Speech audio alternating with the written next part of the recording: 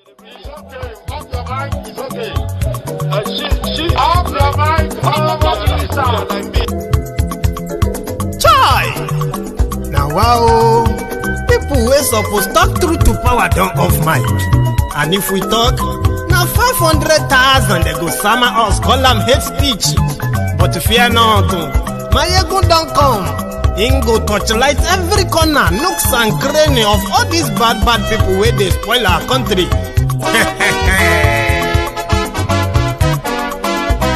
So my people make we laugh, oh, yo. Maiyegun don't come, oh, yo. My people make we shout, oh, yo. Maiyegun don't come, oh, yo. Maiyegun don't come, man of the masses, oh, yo.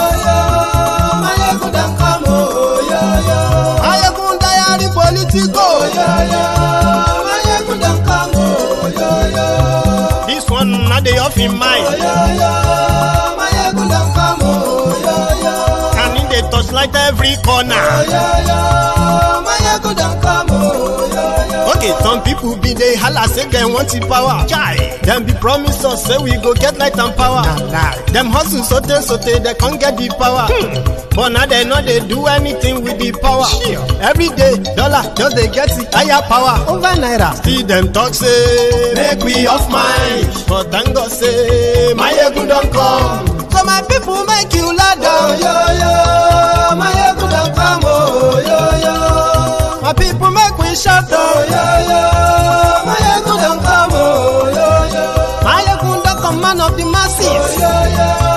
Maiyegun don't come, oh, yo. Maiyegun diary Politico, oh, yo. Maiyegun don't come, oh, yo. This one not they off in mind, oh, yo. Maiyegun don't come, oh, yo.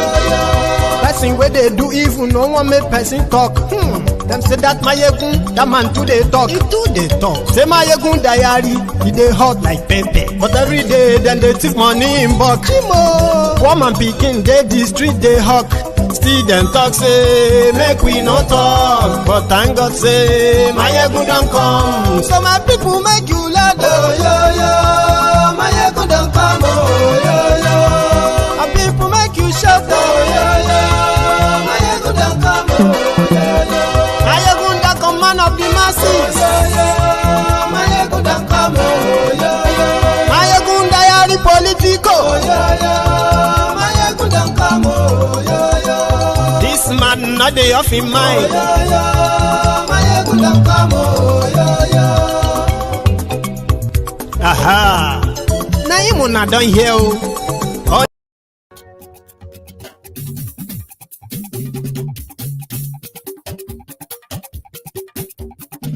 Hello there.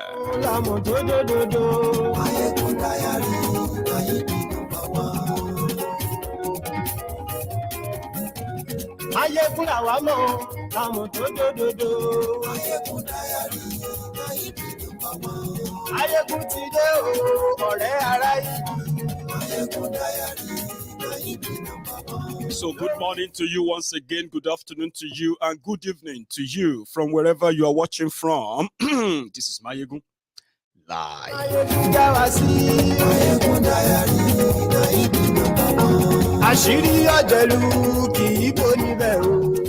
Take a moment and read the caption of the broadcast, the description as well, and you can make your own contribution accordingly, as usual.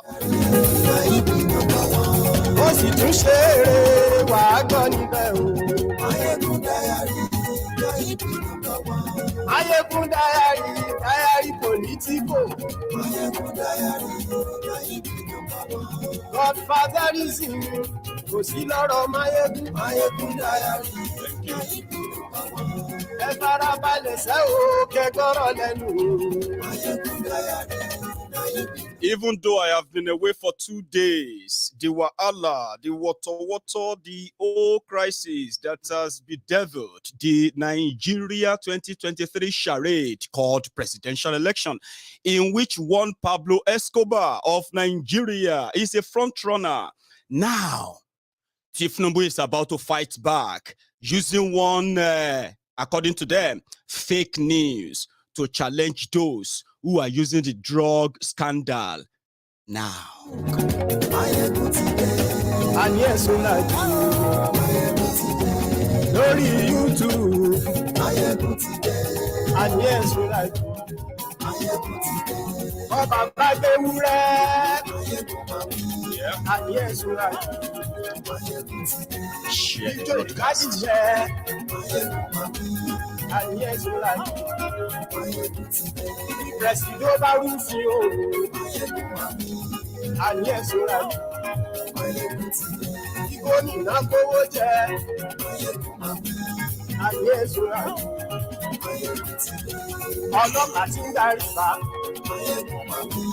And yes, we like you. Thank you very much for joining me. Share the broadcast. Yeah. Aṣòfin tí ń rúfin o.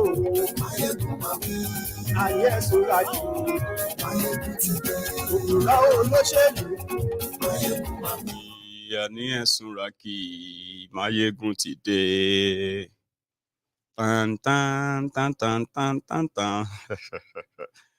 You see this letter on your screen was a letter initially published after the escalation of Tinubu's certified true copies of his heroin dealing in America.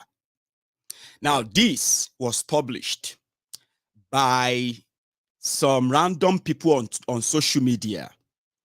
Arise News in Nigeria, right, now use this as a rider in one of their news bulletin that INEC in Nigeria has written that they are going to investigate that, scandal.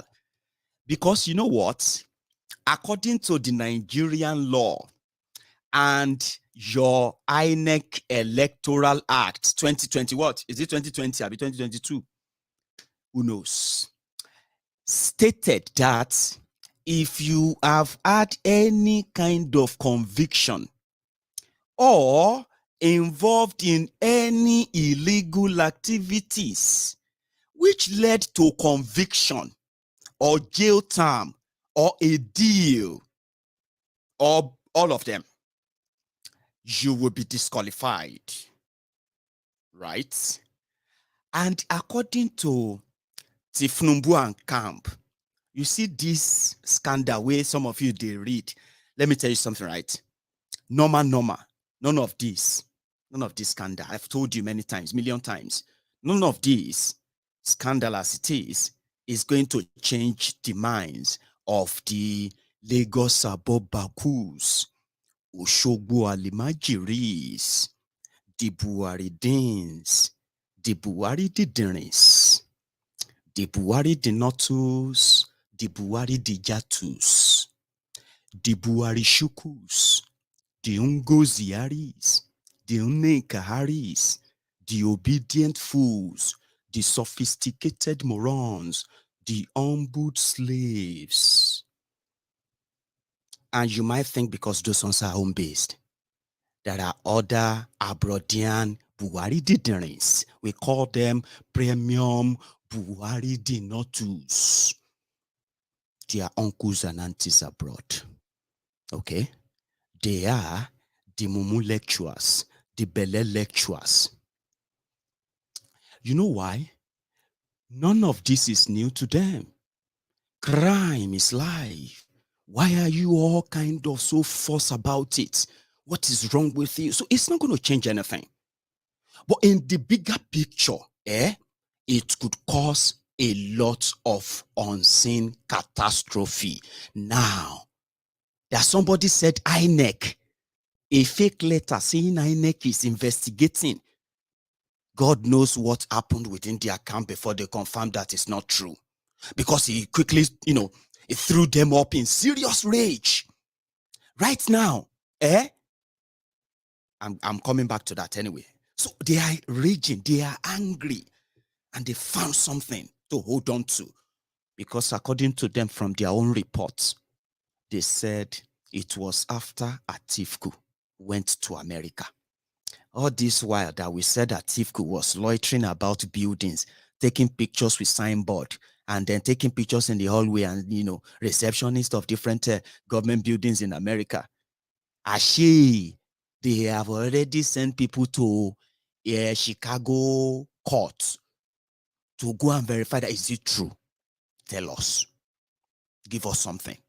Can you make it official like you just, David Undenyi, which has done so much and great work to educate the generations coming.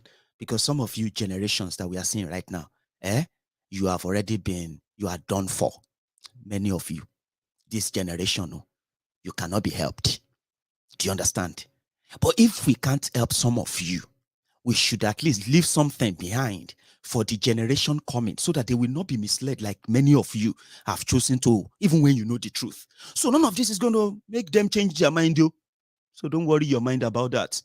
But the bigger picture, Kolu is shaking and it's no longer going to take all of this anymore. Everybody is talking about me. What have I done? Were you not dancing to the cocaine pushers when they were singing for them in Fuji, different Fuji? And I'm guilty of that too, because I love Fuji music.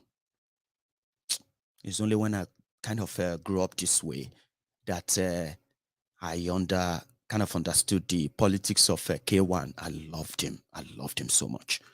But I just stopped listening to him the moment I understood his politics. That his politics is just to sing the praises of criminals, especially those ones who are holding power, who are shielding other worse criminals from justice without you knowing, why they are wreaking havoc on the rest of us, right? So I started losing interest and, it's not like... But yeah, they were singing praises of drug pushers all over Nigeria back then. Drug pushers, cocaine, human traffickers, those who are kidnapping women, promising them jobs abroad, but they will go and sell them off. Sex slaves and all of that. That racket is a big thing. Kolu is at the top of it. Now, it's not going to take any of this from us. I'm going to be sued as well. I'm actually going to wait for them to sue all of us because things they... And in Nigeria, they don't punish a crime in Nigeria. They reward criminals in Nigeria. If you never understood this before, you gradually get to know it, okay? But now from his angle, they are fighting back. This is nonsense. Atiku and Peter Obi, they are the ones pushing these things. They are the ones sending Obedient and Atiku looters. They are the ones sending all these people to be saying that Tinubu is drug is related to Pablo. All these things is their handiwork. Yes, his bank account was investigated, but not him. He himself was not investigated. It was his bank account and one weary. Anyway, here, they are fighting back. They're going to sue all of us, a lot of us. Sponsoring fake news against Asiwaju Bola Tinubu won't help Atiku Abubakar and Peter Obi. Shengbo. The opposition People's Democratic Party and its subsidiary Labour Party, having realized they have no sure path to victory in the February 2023 presidential election, hopped their campaign of calumny, disinformation, and misinformation on Saturday by sponsoring fake news against APC presidential candidate Asiwaju Bola Tinubu. They did it by forging the letterhead. They didn't respond to the certified true copies of his crime, drug and heroin. He didn't reply to that. He did not sue anybody for that. David Undenyi, they didn't sue him. The guy shared his own address in America. David is in America, yeah? Now, he shared his address. Now, he said, this is where I live. If you need any legal correspondence, send them to this address. I will respond. It's been over 5 months where David exposed this thing. Yeah? They no sue David. 24 hours because of the INEC letterheaded paper on Twitter. They begin to speak grammar. Listen, they said the forged statement purported issue by INEC was disseminated to deceive the gullible public that INEC was investigating allegations against Asiwaju Tinubu that they desperately hoped will ultimately lead to the disqualification of the frontline APC presidential candidate. We are not in any way surprised by the antics of the sinking opposition. I hope you're shame, Rasha. Imagine maybe saying your papa with the toxin heroin carrier. You watching me right now. You. I'm talking to make I show my face. Make I see you. You watching me. Imagine if to say your brother or your papa, they expose saying a heroin dealer. You go they brag on social media. I say, I know some of you will brag olori bulopo junoyi. Shemo. Olofulopo junoyi. You know, and you tell you that are so comfortable. You are comfortable in looking for money ritual where you can use your mother, use your father, use your girlfriend for money. And you why won't you defend the heroin dealer, cocaine pusher on social media and everywhere? I'm just saying, anyway, according to them, we are not in any way surprised by the antics, blah, blah, blah. We understand why they did so.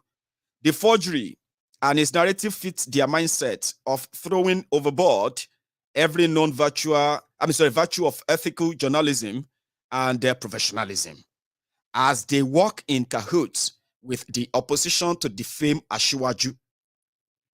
Now, the second part, see, they said, this inglorious path has been taken before since 2003. Bayo Ononuga. Now, Bayo Ononuga wrote this one. Sure you get, He said Bayo Ononuga is the director, media and publicity. But guess something, Look at this. Let me see if I still have the image. Hang on. Make a check. I'll get that back anyway. So, there is an image of Festus Otobo Keyamo, right? Firing Tinubu in 2003 because of this same drug issue, because of this forged certificate, and so many things. So, here you get. But today, Festus Otobo Keyamo is now with Asiwaju Awon Elerohin. Anyway, he said, this inglorious path has been taken, blah, blah, blah, blah. Primaries of the ruling APC that produced Asiwaju as the presidential torchbearer. Those who took this damned path of infamy lost their bet because Asiwaju stands rock solid and indestructible. Our candidate has consistently said he will make this campaign about issues that affect the lives of Nigerians and how to provide workable and enduring solutions that will improve quality of life of our people who are looking for leaders at all levels to improve their lives, blah, blah, blah, blah. He has demonstrated this resolve by publishing an 18. Anyway, so they now said, why we want to stay above the fray and stand by our commitment to inspire our people and restore their faith and confidence in the immense goodness and greatness of our country. We want to serve notice to all the agents of disinformation and their collaborating media platforms that our campaign organization stands ready to confront and fight all libelous and defamatory publications against Asiwaju Tinubu. We shall no longer allow the prevailing recklessness and utter disregard for professional judgment to continue unchallenged, right? We also call on the police to investigate the circulation of the forged INEC statement and serve justice to those responsible. I'll tell you why they are panicking. Sure you get, Nigeria is a den of misinformation. And the people leading the charge of misinformation is the government of Nigeria, APC, Egbekegbe. They have expended billions and billions of your money, okay, to propagate falsehood, wrong narrative, including sponsoring terrorism in some part of Nigeria in order to match the propaganda they want the rest of the world to see. All of these are on record, okay? So if you are looking for those who have invested in misinformation, who have lied to you, it is constantly the people in the same government, the people in APC, and their vuvuzelas, they are humbled slaves. Sure you get. However, it seems that people destroying people are not going to take any of that. Okay? They responded to. Let me see if I can read part of that as well. Like, alaye gbebodie, koye these guys, these guys. According to them, they said, stop hiding behind the finger. Respond to allegation of forfeiture of $460,000 to the US Atiku Okowa asked Tinubu to respond. Sure you get. According to they said, Atiku Okowa campaign organization tasked the presidential candidate of the APC, Asiwaju Tinubu, to come out boldly and defend his reported link to the whooping sum of $460,000 he forfeited to the United States rather than hiding behind a finger and sending his media aides to attack other Nigerians. Our campaign insists that the burden before Asiwaju Tinubu is to cleanse himself of being linked to illicit funds by a court in the United States rather than searching for scapegoats and pointing index fingers on others, whereas the remaining are pointing to his direction. Is it not absurd that rather than proving his innocence by personally telling Nigerians the truth about the forfeiture judgment, Asiwaju Tinubu is allowing his aides, who were not principal witnesses in the crime, to issue threats and vituperations on Nigerians? This accounts for why the campaign is signing, or should I say singing, discordant tunes on taxation, while Asiwaju Tinubu himself is laboring to dismiss the case as a rumor. This is very laughable. So, our campaign wants Asiwaju Tinubu to know that the Nigerians are still waiting for him to address the very serious issue of alleged link with narcotics, for which a forfeiture judgment was imposed on him. Signed, Kola Ologbodiyan. Ologbodiyan, Anyway, so what we are looking out for now is that I've told you this before, that one of the things they plan to make sure they do in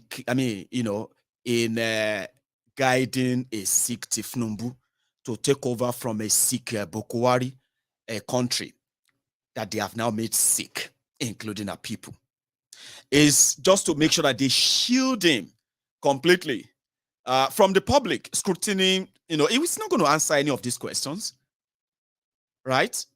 It's so easy and simple. It's just going to tell you my enemies are at work. It's because, but you know why they are triggered?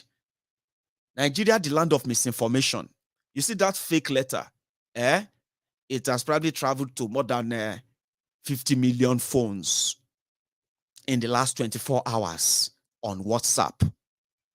Nigeria is where, WhatsApp is where the real propaganda lies, things that you won't some of them you see the spillover on social media, on Facebook, Twitter, and others, right? But if you see what they are doing, the level of misinformation and lies, coercion, and then recruitment for different agendas through social media, where almost 90% of the informations there are lies, pure fabrications. Now, this is making a round on WhatsApp. How are they going to cover it up? Is to come out this ad to say, listen, we know you just want to listen. Now you're supposed to listen. What if Tinubu should be doing is to do a WordPress conference. Press conference. He will say, oh yeah, hit me. What's your question? Also, answer questions on this and that. Then he will come out with things and say, well, this is what happened. Now, this is what happened. He will be answering questions. It doesn't really mean that you have to be satisfied with his answers. In this modern day and time, now people will get something to hide. Now them they send people to go and talk for them. They say Asiwaju said, when you start reading, they will say, the spokesperson for Asiwaju Anwole is saying that, but that's not Asiwaju now. They say Atiku said, and say, what did Atiku say? Then you start reading. They say Nareno Mokri that is saying something, say on behalf of Atiku. That's not Atiku. Do you get that now? It is a strategy. Now, in this kind of situation, somebody who wants to lead a country of 200 million people who have no idea what he's planning to do, Dan, just to have his own cut from the old big pie, right? Now he's shy of the camera. He's shy of the press. Suddenly, somebody we invested so much of stolen money in the buying media houses, buying TV stations, is now shy to face the same television, face the same camera, and tell his own story. So, The people who knows him very well, most of them around him are not. And this is practically the picture. This is where some of you, the humbled slaves, the obedient fools and sophisticated morons, this is where you are the real losers, okay? Whatever you see is what you get. Now, you can now paint a different picture after knowing the truth. Now, painting a different picture of something that could make your mind feel like maybe what you have seen is not that bad. Maybe it's not that bad. Maybe people just don't like him. Or maybe we just don't hate them. Or maybe blah, blah, blah, blah. Same thing with Buhari. Some of you,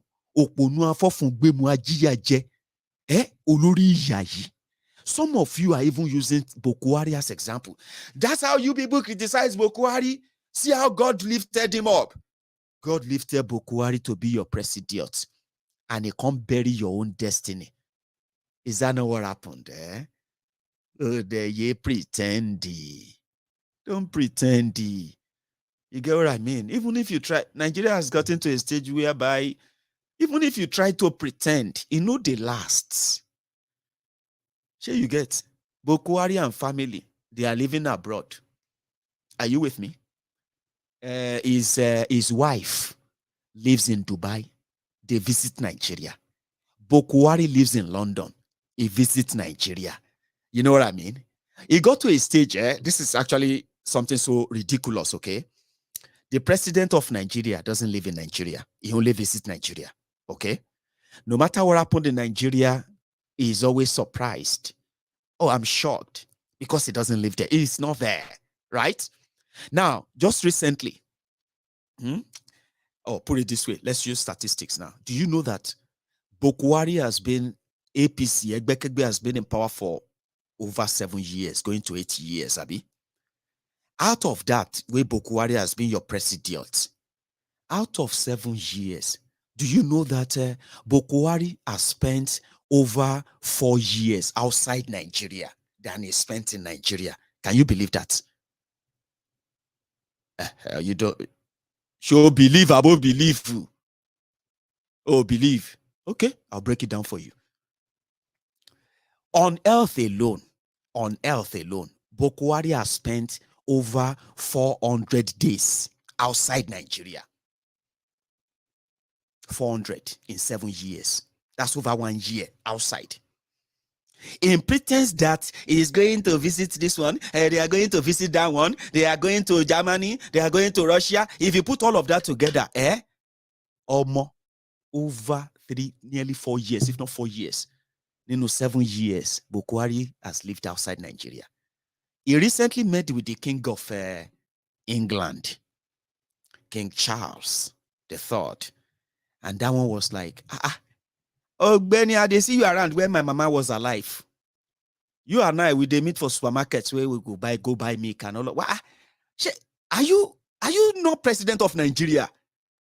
They say, yeah, I am. They said I am president. I am their president.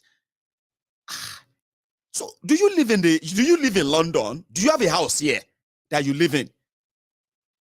And the way it was like, no, I don't have a house in London. I only have a house in Daura, and I have a house in Abuja. I have a house in Port Harcourt. I don't have any house in London. He didn't know that the king was teasing him like, where do you live here? Because the king, who has been sort of somebody who has lived the royal life all his life. You know the royal life now. You don't have to do anything if you don't want to. Everything is there for you. Just, you know what I mean? And you realize that, even me will be king for a year. I get also, Abi, but you will be politician for Nigeria. You are the president of Nigeria. Where are you living here? How? Come in. Where? Who is paying for where you are living? Who is paying? But the way he didn't get it, he went back home to go and tell his the Buhari idiots. I told the king I didn't have a house. Mumu? And he asked me whether I have a house here. I said, no, I have, even in Nigeria, the only house I have are those I had before I got into government. And I'm not very much interested in having assets all over the place. I feel much more freer when I have nothing. Baba Scammer, Baba 419. It depleted you of billions of your money that they have now funneled into the UK economy due to his own, what do they call him? Medical tourism. Medical tourism through that fraud. Buhari has earned UK hundreds of millions of pounds sterling in 7 years. No thanks to the way that is budgeting for Aso Rock Clinic. That even no, I don't think they have dog. They don't have dog. But they have human dogs. The human dogs inside the Aso Rock, the court jesters, the ass cleaners, and the rest of them, right? Even the rats in Ass Old Rock, the one that chased Buhari out of his office, right? They cannot use the Ass Old Rock Clinic. Inside the Ass Old Rock Clinic, he's channeled the money down to the UK. And they're asking him, now here you they leave, you no get job. Because some of you have no idea how shameless some of you are defending this bunch of rogues, so to say, right? And Tinubu as well is going to be a regular visitor here. Whether he become your president or he did not become your president, whatever, he will be here because after 24 years of one-man rule in Lagos, they have no single medical center that could even attend to him. You know that. So what is your bragging right? Where do you have that bragging right from? Where do you get that from? 24 years of democracy. There is no single medical center in Yoruba land, the entire Western Nigeria, that could take care of these criminals. You know that? Because they don't believe in them. They don't. You want to make them, they operate them, make them partake light. Then say the enemy will catch them. So they know what they have done. So they will all end up here. And who is going to pay for that? You. That they will say you should go and do our biri biri so that your mama we won't die for hospital. The offer with the enter them. That offer. What's the call offer again? Arrow. Now arrow. That evil arrow where they shoot your mama. You need to go and sleep on the mountain for 21 days so that the arrow and the poison go neutralize. You with a mumu. You are on your way to the mountain to go and pray for your mama. You saw where they are talking about Buhari in London recovering. And somebody said, God, please keep our president alive, give him better health, and let everything, and you are typing him, example, some of you have lost your children. You have lost your health. You have lost every of your saving because of poor health, because you have no money to take care of your own health. But you'll be praying for the criminals, have dead rogues who are being treated all over the world to get well soon. So somebody said, do you get house for here? You don't get job? Why is it every time you are here? Every time you are always here? The other day, Archbishop of Canterbury, John Welby, what's that guy's name? John no, I don't know. Something like that. You know that in friend. So every time you go, they do like wakawi person we lost. Who is paying for all of? Are you still the? I say, yeah. Every time I ask Garuba, that is garbage shehu. Garbage shehu. Am I still the president? And garbage shehu always say, yes, you are Mr. President, sir. So yeah, I'm their president, but I live here. You get a house? No, I don't have a house here. There's a house. They gave me a house here to live free. I see my doctor when I want.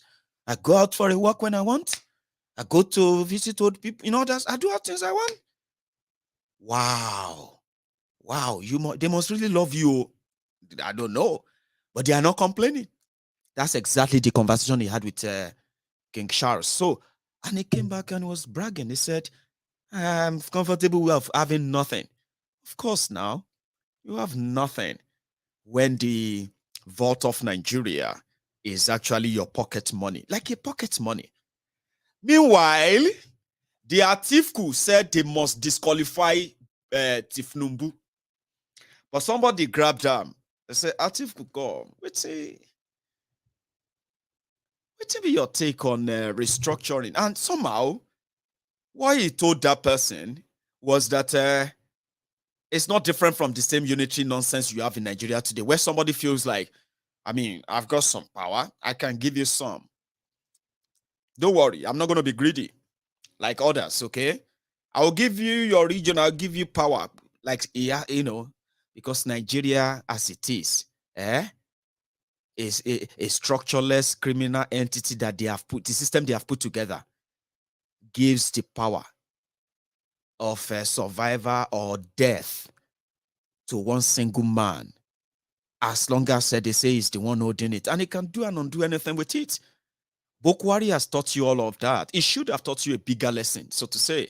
But Atiku, a veteran contester, a veteran loser as well, and they say he's the Nigeria Raila Odinga. The Nigeria Raila Odinga has a selling point. Something he's been repeating somehow for years now. So I managed to get few before we get to the one he told this person. And it is about restructuring. But before I get to that, first also Tobo, Keyamo, say something. We'll find ourselves now. Am I here to think that the APC is the best thing to happen to Nigeria? I'll be a fool to say so. Am I here to say that there are no thieves within the APC? I'll be a fool to say so. Will I be here to defend the APC as the purest political party, as the cure all and be all, and the and the cure all cure elixir we have been looking for? I'll be a fool to say so. You will be a fool to think you are fooling anybody. Festus Otobo, Keyamo, stupid advocate of nonsense. Son. Now let's listen to Mr. Restructuring. I decided to put this together because I want to say something. The first one, 2018, Atiku's view on restructuring, ladies and gentlemen, at the Chatham House in London. My views on restructuring is it am I going to restructure zones or I'm going to restructure people? Is my views, most importantly, I think you must agree with my principle, first of all, that Nigeria needs to be restructured. How it is going to be restructured, of course, depends on the people of Nigeria. In other words, I have a very simple and straightforward attitude towards restructuring. If I have my way, today in Nigeria we have what we call exclusive legislative list of the federal government and concurrent. Concurrent, of course, means areas where both the federal government, the state government, and local governments have concurrent jurisdictions. I can sit down with the states as well as the leadership of the National Assembly and say, look, this concurrent list, together with all the budget allocations, let's move them all to the states and local governments. I don't have a problem with that. This is a very simple way of starting this. You move them. By the time you move them, you now come to the exclusive list. Okay, this is what requires constitutional amendment. How do we go about it? So we sit down and discuss. That was 2018, right? He had something to say again, sometimes in 2021. To restructuring of the polity. Unless you restructure the polity and you devolve more powers and resources to the political zones, you are not likely to see much. And if you concentrate all the powers in the hands of the federal government, which we have seen has not worked really, then you are going to stifle growth. You are going to stifle initiative. So I think the best way to get the geopolitical zones developed and prosper is to devolve more powers and resources to those geopolitical zones, whether as geopolitical zones or whether as states or whatever we may eventually agree, for those units to be called. But definitely, we need to review, our political structure to ensure, diversification of economic growth across. That was a year ago. Well, he gave another one recently and another one recently. Well, not so recently anyway. And that was when he said that, you see all I'm saying right now? They hate me in the north for it. This was before we became. He said they loved me in the south for talking about restructuring. Bobo no new. But listen. But of course, if you are talking about restructuring, it has made me popular in the south, it has made me unpopular in the north. Because this is the book I published since 2004. It's on restructuring of this country. And I remember when I went to deliver a lecture at Sheraton Hotel in 2004 or so. I came back, my boss queried me, he said, why did you talk about it? In fact, it was on the decentralization of the police. So why did you talk? I said, I didn't talk on behalf of this government, I spoke on behalf of myself.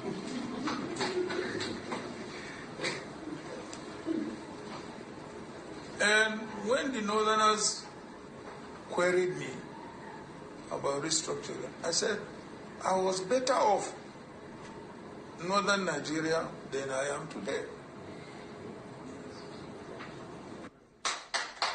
Because there is no road or secondary school or hospital today in the northern states that was not built by Northern Nigerian government. And we enjoyed scholarships and were even paid to go to school. And it was not oil money. That's why he told them in the north. Listen, we used to be fine on our own. We used to be able to, some of our schools were built, not with oil money, but with what we had. I mean, now, Bobo, Toba Ja, Wajai. That's the one. Okay, see, right? Toba Gorai, if you go calm, if you let them talk you into any of this, because the reason why I'm picking this out is very simple. I'll still tell you. But if any of you, they make you catch feelings, Oje drop, while about catch feelings, in rock or hang on. He had this to say again. Just immediately he met with the Igbos in, where was that again? I think it was, I don't know, right? Imo. It was in Imo. Uwiri. He had this to say. Restructuring, A PDP government that I lead will work with the legislatures to restructure our federal system and devolve more powers to the states with corresponding resources. In fact, to give you an update, I had already set up a constitutional review comprising constitutional lawyers to help me draft an amendment to our constitution, so that from day one, I will meet with the governors, I will meet with the leaders of the legislators, so that we can have an understanding and pass that law or that amendment to our constitution. That way, states will be better able to set their own development priorities, while the federal government focuses on setting and maintaining standards. A federal system that does not encourage the federating units to compete among themselves in order to be better is a faulty one. This restructuring is not a favor to any section or group of sections of the country. Our country needs it badly in order to survive and thrive. Sounds good. Nigeria needs it to survive. Something needed to be done. Atiku is going to make, that stuff. If you buy them, Uragbisini. You know, get them. If you buy, Maiyegun, this one you say me will no buy, that one you say me you no buy. What you can do to help Nigeria? I am here to help Nigeria. Why are you always interested in somebody who is going to lie to you, to say something that will make you comfortable, something that will make you feel like, now this kind of message you're supposed to give us. You're supposed to tell us that, everything is going to be fine. We have to show your work, share your work. There are people already doing that. They give them 10,000 recharge card. Go on social media, you will see them. They will be telling you that, see, even if you suffer, it's not too hard.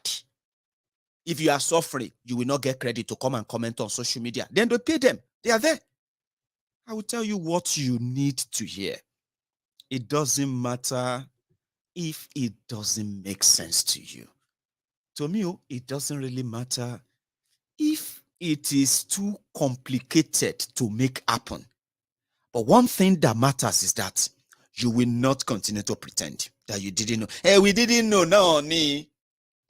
Assuming we knew, assuming we got somebody to tell us then, we would have. I am telling you now, a lot of people are telling you, they may not be what you want to hear. They may not be things you love to hear. I love this message. Hey, Maiyegun, this is the kind of message. Now you and Wubi, this is the kind of Them be guy men who studied. You see, all of you, we be say they don't touch, we and don't touch. When we say, may Nigeria no happen to you, may Nigeria no happen to people you know, and if it happen to them, may God let them be able to live to tell the story. So many of you are living to tell the story of how Nigeria don't touch you. Now, for everybody, we hand of Nigeria don't touch economically.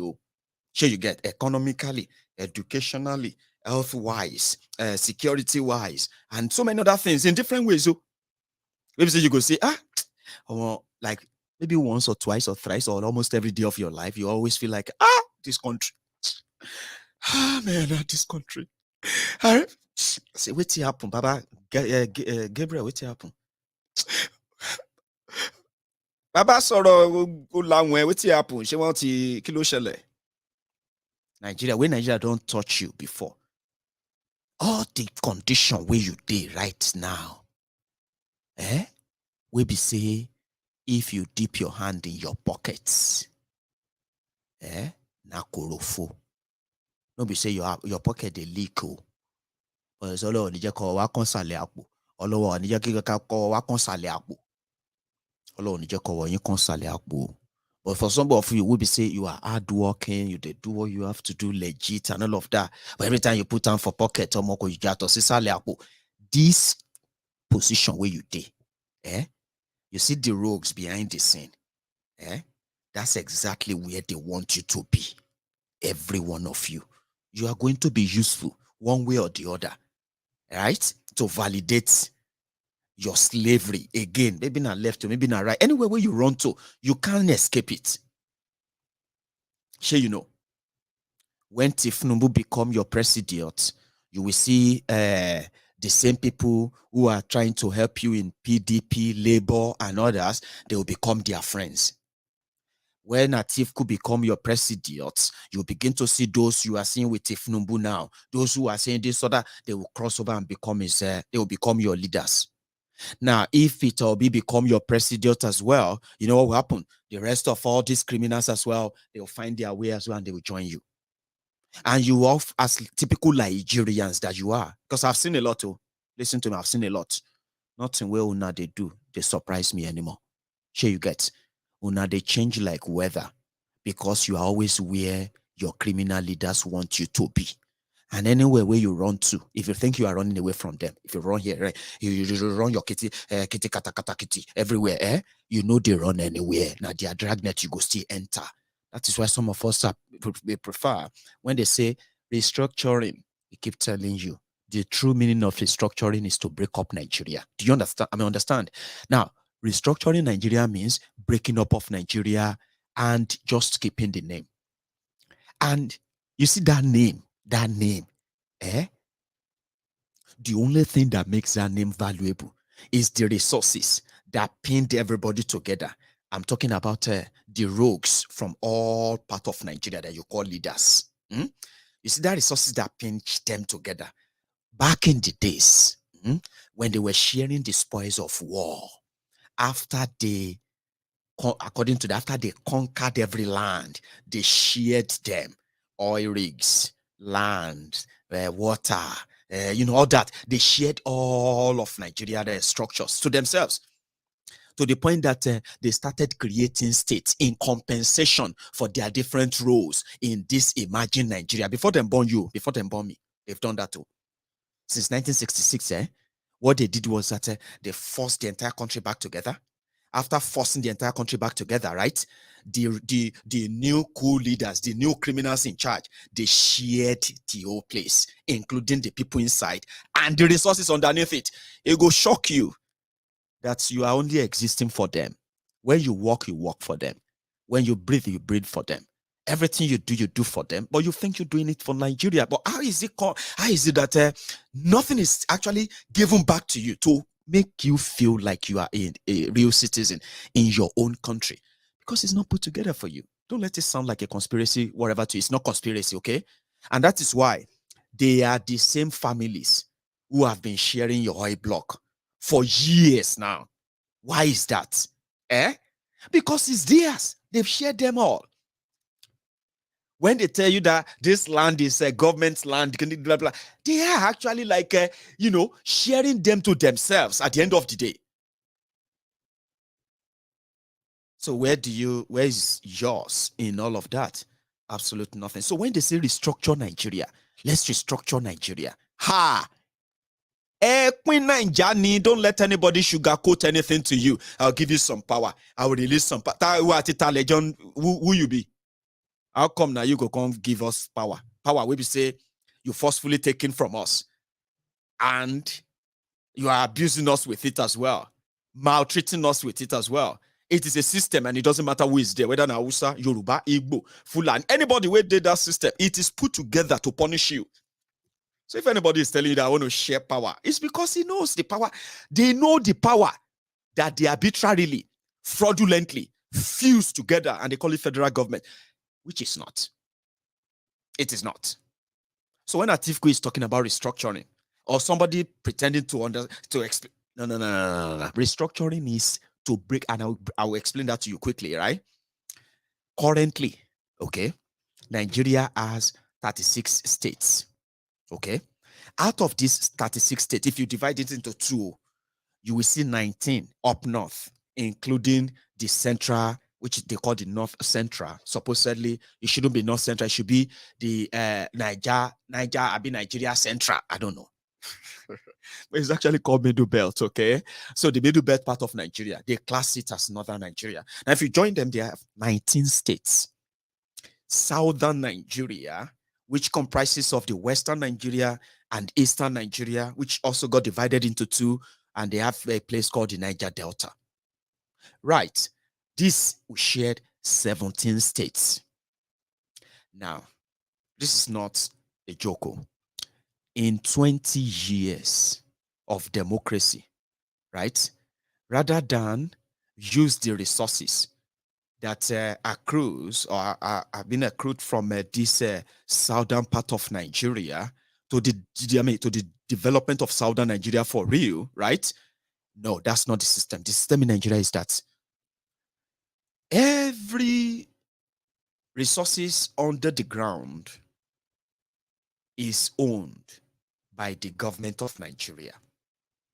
And that government of Nigeria is the only one who has the right, okay, to now issue license to whoever they want, whenever they want, however they want, in any part of Nigeria. Even when you, those who are blessed with those resources, are living in squalor. Those who are going to be exploiting you or exploring that thing in that place, right? They are not responsible to you. And that's exactly what has happened. That's their federal government. So in that case, they will now say, after everything we have taken from you, after selling them, your gold, your crude oil, your liquid natural gas, your timbers, your sharp sands, your gravels, as they call them, your granites, and every other thing that is kind of extracted from the ground, after we sold them, this is how much we sold them for. You have no idea of the amount. You have no idea of what goes into what. And at the end of the day, they just come back and say, Well, we sold everything for 100 naira. And from that 100 naira, we have decided that we want to spend this and spend that and spend that on this and that. All of this, doing them on your behalf, and you are just there like zombies. We just read about the billions, but have no clue where they are gone. You know that? That is Nigeria. So they now have a sharing system. They corruptly, fraudulently, put together a population system that has not been proven by anybody yet. And they will never let any real census, any real population census done in Nigeria, because you know why? Now business. The more you claim you are, the more money you will get from the central money, the money they've taken from everywhere, from what they have sold from everywhere. It's like this. Southern Nigeria be like the golden goose laying the golden egg. Okay? So, Southern Nigeria is like a family, a working class family. Okay?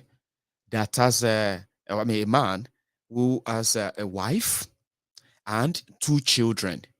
They work hard and they are so blessed that they have so much that could build real life for them, but they have to share. Okay, with another couple, okay, another couple who have no real job, no real training, just an entitlement because at least I'm your neighbor. I deserve what you have. And to share what you have equally, let's share them according to our need. Now, here is the deal. Southern Nigeria as a moderate family, right, of 4, blessed with so much, they could live in absolute luxury. Do you understand what I mean? Southern Nigeria could be like, the best place to live in any part of the world. I'm not joking. The best weather, the best people, the best, a lot. A booming and, booming nightlife, I wanted to say. Something that actually economy that could beat any world, any country in the world, beat and surpass them if they are allowed to go on their own. Why are you surprised? Yoruba people, Yoruba land, we had television before France. France was a colonial master. France, the entire France, Yoruba people had a first television station, was launched in Yoruba land before France had their first one. I'm not joking. That's true. It's just some old glory where we the kind of the Moors. But the bottom line is that this your neighbor who has no training, no job, is walking to the table to say, we need to share this thing. Come on now. And this neighbor this is your jobless neighbor, right? I'm sorry if you're from Northern Nigeria that this illustration could be a little bit insulting to you, but it's true. That's what the political class in Northern Nigeria have done. And you will agree with me. They did that deliberately because that is where they derive their political strength from. The hard mentality, where people who are suffering and smiling will still be there bleeding and sweating to keep their oppressors in power. You know what I mean?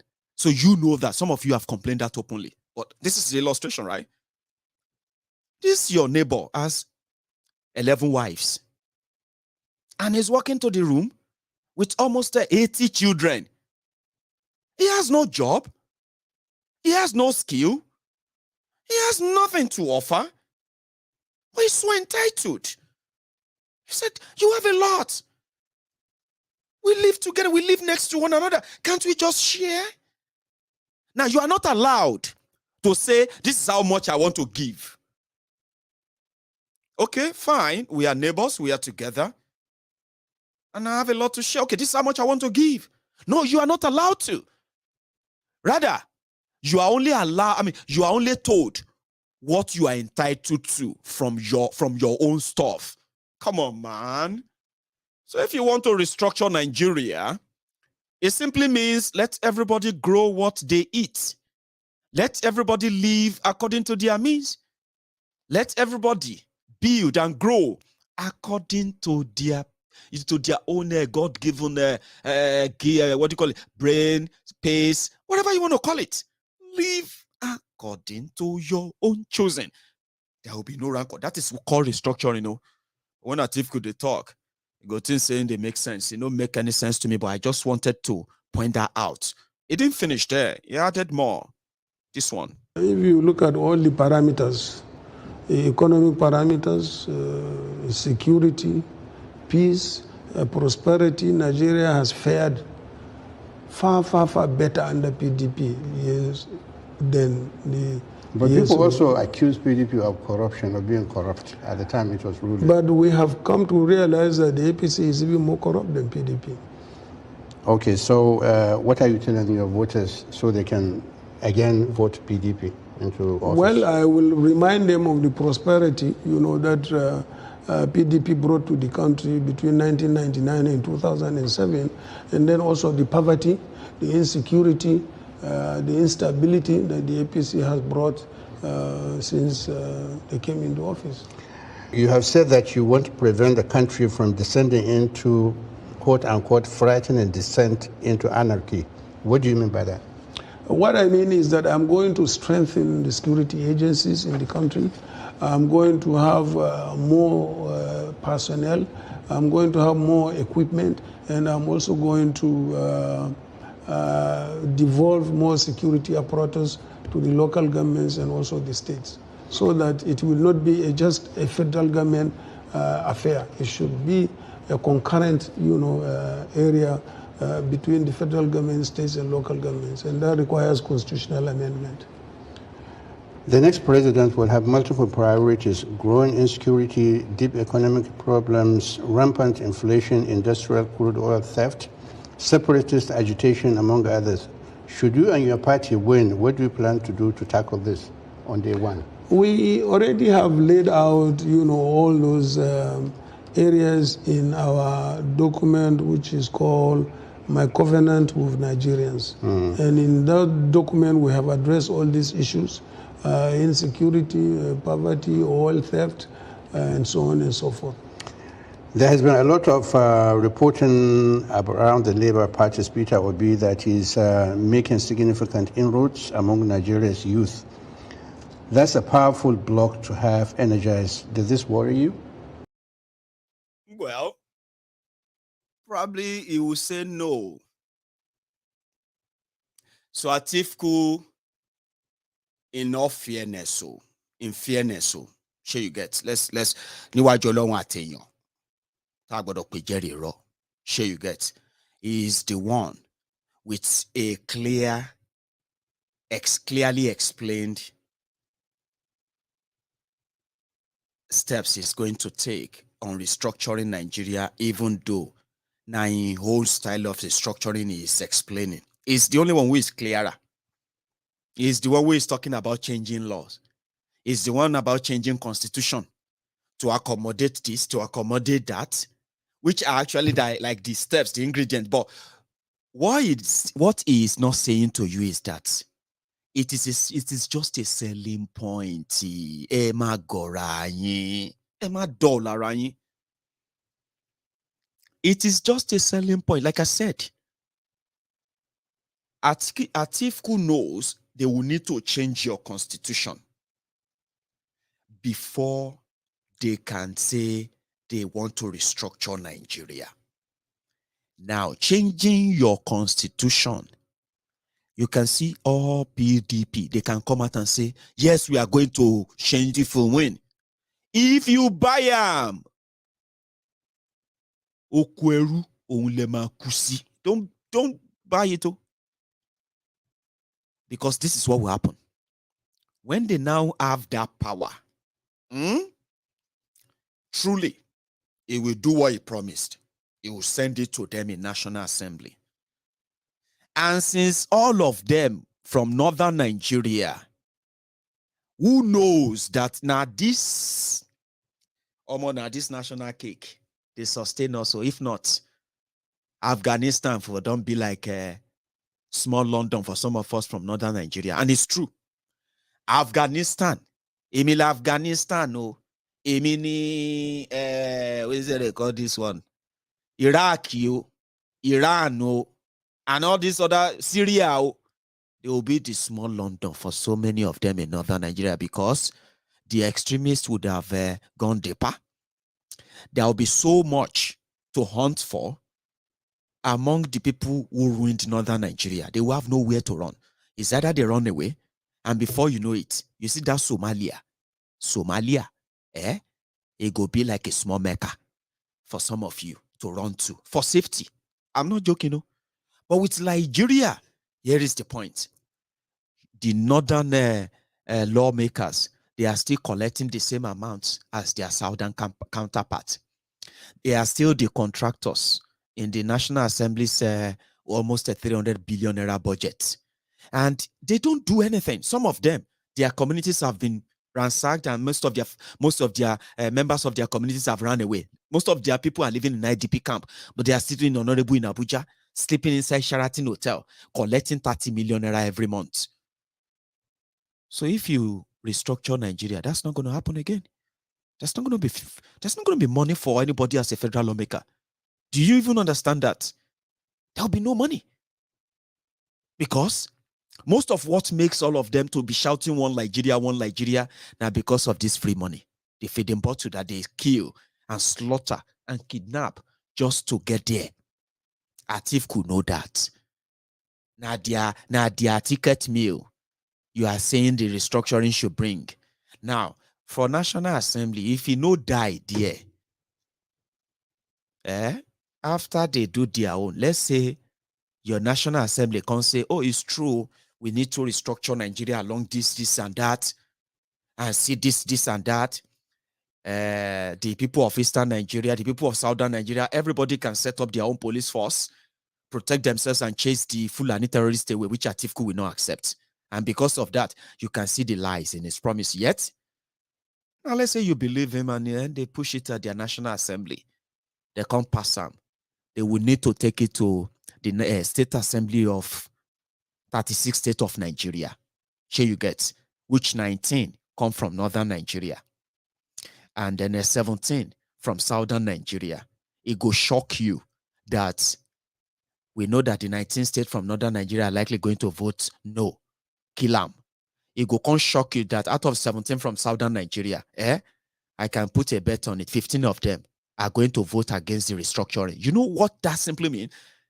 It is like breaking the entire system from what they have known, which means that they will no longer have any Abuja to run to. Atiku know that. So if he sell that to you, you are likely going to get carried away and start clapping like, oh, Atiku. Like I said, nobody say I'm trying to motivate you. I'm not a motivational speaker. Sure you get. I am not here to motivate you. I am here to awake you, to make you realize that, you see, when you shout one Nigeria, even us, where they ask, say, break them up to save lives, right? We know all of us are trapped in that contraption, directly or indirectly. Sure you get. We have families, we have relatives, we have friends, childhood friends and others. We have colleagues, people we have known in our lives, people important, right? So when we say we are not interested in Nigeria, we are actually lying to ourselves. I've always been interested because, and that's why I said, if we have a choice to make, that first choice is for all of us to pull together and reject the lies that we kind of love to hear. Atiku is good at that. So at the end of the day, within a year, all the noise about restructuring or not will die. And you will never be able to blame Atiku. Do you know that? Buhari could have done that when APC, Egbekegbe, promised you. Because they know that whatever they are saying, when the business gets down, when their survivor, which has been as leech to survive on Nigeria for the rest of time, who is going to be paying all these unproductive people that they put in different offices? They are paying billions to every month as salary. Who does nothing? They have refinery in Kaduna. Every month they are paying over 40 billion naira.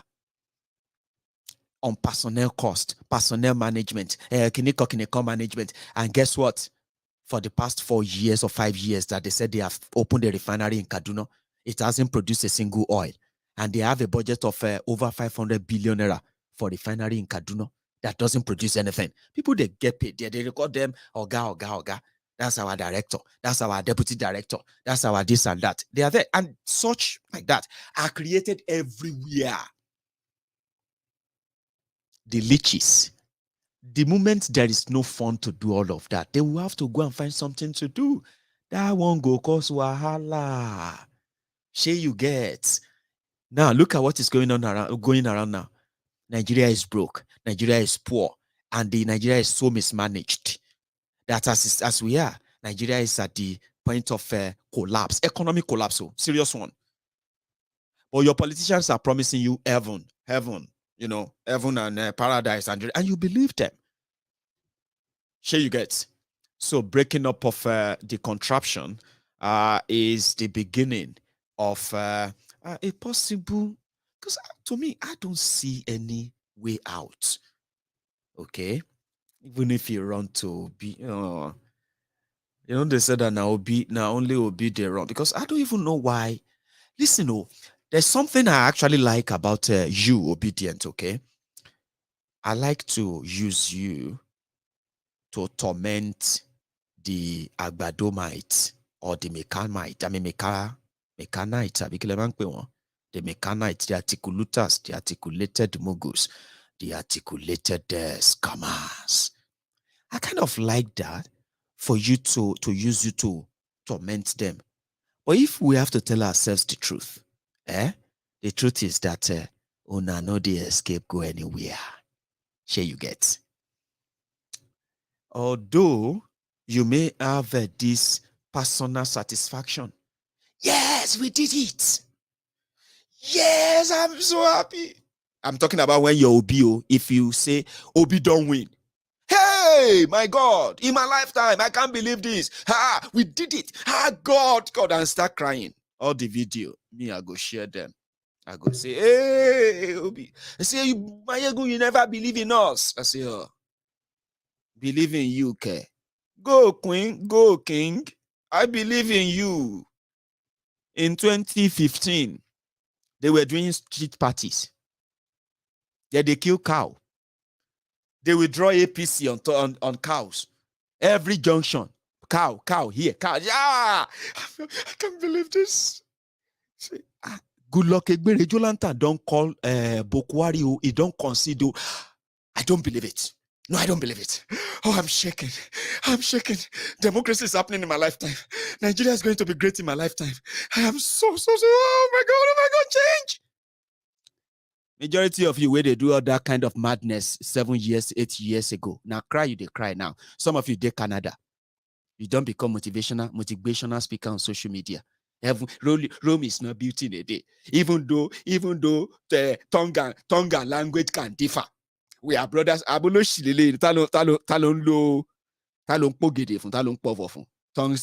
and mouth can differ. Motivational speaker kwelu. The way they do. Oh my Jesus! I knew it. My New Year resolution was that I'm going to February.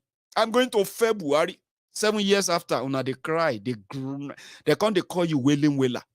Until the people where they call you wailing wailer self started wailing and wailer. Emma Tonrayi, share you get. We are so, my God, obedient. I mean, I would love to see that. Maiyegun don't talk like that. Listen, are you trying to compare Obi with Weary? Now, so some people, they asked me too in 2015. Are you trying to compare Buhari with Jonathan? My friend, let us get serious here. Please, let's get serious here. Are you trying to compare Goodluck Jonathan with Buhari? I say, now I saw some Weary, they asked me then. Today, some of them don't change them on social media. Some of them are parody than they use. Some of them are sport than they quote now. If you go on Twitter, they are the best in fact, now them they update me on sports. I've got BT Sport, I've got Sky Sport, I've got all of those packages in my TV. Most of the time, I don't even check them. I don't see them. But I kind of, my Agbeke will be like, I heard that Liverpool lost. Yeah, they lost. They lost 2-0. I mean, they lost 2-0 to Eyimba of Aba. I said, how did you know that? I get people where they update me on Twitter. They were political pundits in 2014, 2015. Now them saw everything very well, and it worked out. And lasts. If everybody come the cause, now I'm going to kill Buhari. Now I'm going to kill you. Where deceive me? People who told you that they are already moving their business, they are already moving their company, they are already talking to, they are going to set up farm, they are going to do this and that. They are coming back from America. Last now from America, they come, they wish you well. Nigeria will be great one day. Oh, we day here, we see day here. Oh, nobody will end up saying, me then go kidnap them for night. You know what I'm saying? I'm not trying to discourage you. That's why I say I'm not your motivational speaker. I'm not here to motivate you. I love it when you torment them. Because in most cases, when they don't have anything to say, when I throw my lamba, when I throw out my punch, because I may wake up tomorrow morning and I can be like, she aye APC le dabai to your law. Just me, and I just put them on MaiyegunSDiary Politico. From nowhere. The Lagos Abobaku, Oshobo Alimajiri, everybody will come there like dogs. You this Maiyegu Olori Buruku nye. You this Maiyegu Amale nye. You this Maiyegu Onje Yoruba. I say, ring kaba ya alaye baje. Awon alaye rinrun. Sure you get. But it is what it is. I love using you to torment them. Because at the end of the day, will come back. Even your Peter Obi, I say, thank God, though. Because before, anytime where I say something against APC, the humbled slaves and obedient fools and sophisticated morons from the Cyberbarians clan, right? They say, we know that you are working for PDP. We know PDP is paying you. I say, ordinary plate of rice, love convert majority. Say, they can't give you one bottle of Star. Give you one bottle of Star. Oh, yeah, give them two bottles. Now, two bottles of Star, then they convert some of you useless people. So because of that, they say na PDP. We know that you are working for PDP. God will shame you. You this man, you are not a Yoruba man. From Weriabobaku. When I now say something about Atiku, now so those ones go come as well. Atiku looters, articulated morons. We know that this Maiyegun is a tribal man. That's how all the Yoruba people they do. He's a PC member. I know it. Somewhere they will even come. Where you will get to know that I'm actually, this platform sometimes, I me they here. I mean, know most of you. You know me, and I know some of you as well. You go to see that mad people. Are they here? They try to heal a lot of mad people. And you could take note. One way they will come, because I've said something about either PDP or APC. Sure, you get. One way they will come and say, I know this Maiyegun is a very, very useless man. I know the person. I know that PDP is paying him. Another lunatic will say, God bless you. God bless you, Kola Wole. I knew it too. I thought it was only me. I've been watching him lately. I'm seeing the way he's changing. I know they must have paid him. Then you see 6 people, they will like it. I say, yes, I agree with Mulikat, Oloriku. I like her. I mean, 6 people will like. And that one will come and say, Mulikat, I respect your opinion so much. You have now made me understand very well that this Maiyegun is a criminal. Now, so you go see them, they go they reply themselves. Oh, I'm agba. How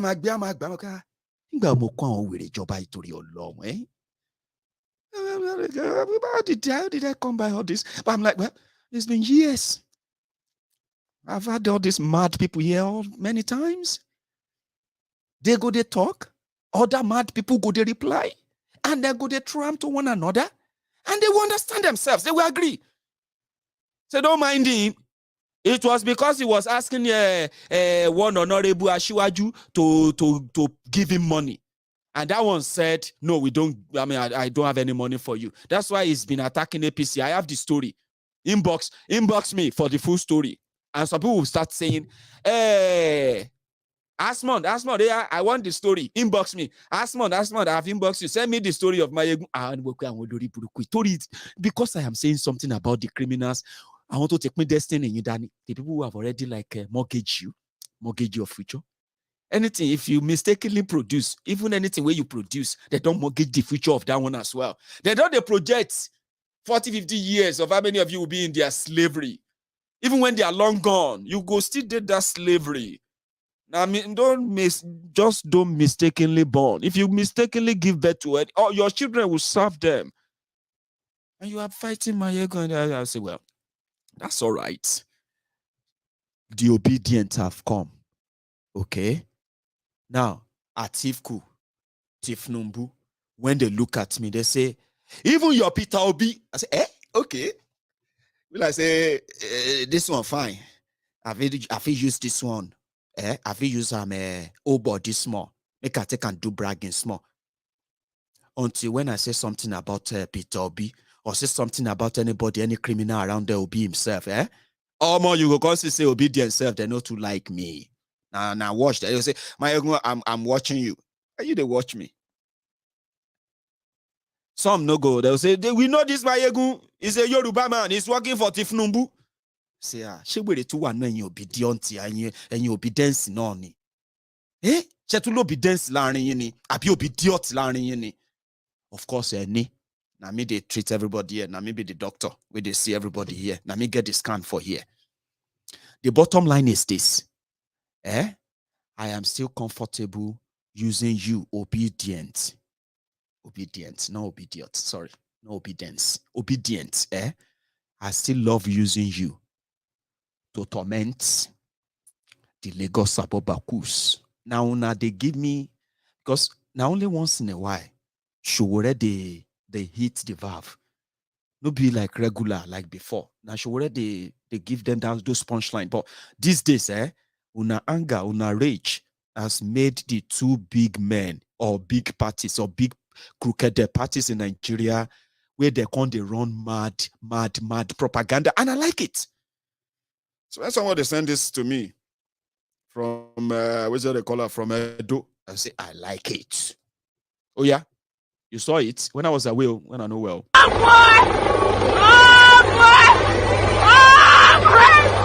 Fucking shit! Man, this is awesome! This is just beautiful to watch that. Man, this is beautiful. Oh my God! This is worth. Oh my fucking.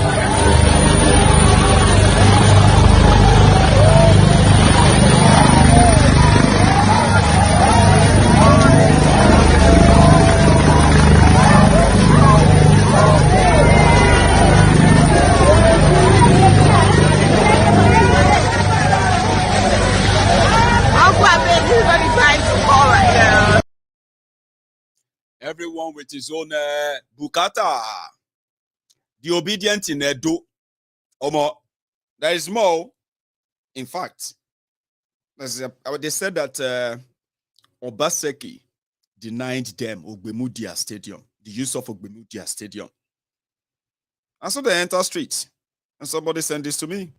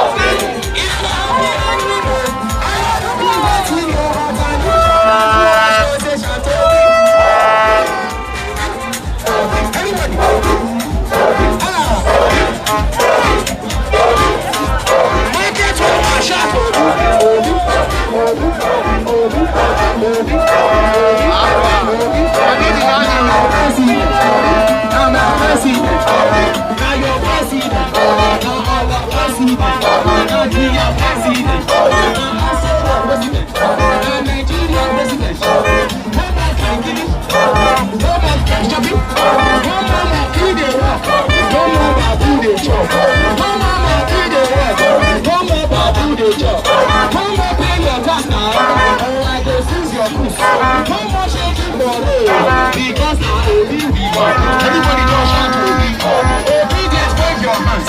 Obedience, wave your hands.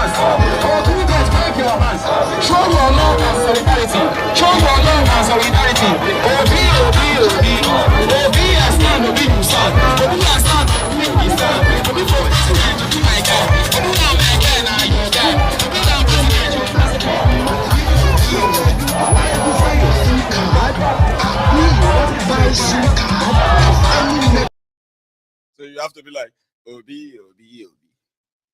Obi, na your president. Oh, yeah, shout Obi, Obi. Obi, Obi, Obi. Ah, oh, my show. People want out. Your oppressors are not letting go without a fight. The energy. And that's why I told myself, and I've said it many times here as well, that you might think you are preparing for an election when you possibly you are preparing for a revolution, something that is going to be spontaneous, or maybe not. As they say, if there's going to be any wahala for obedient to react to, or where they are likely going to spring up, it is likely going to be Edo. You may not believe it. They sent me this clip from there too.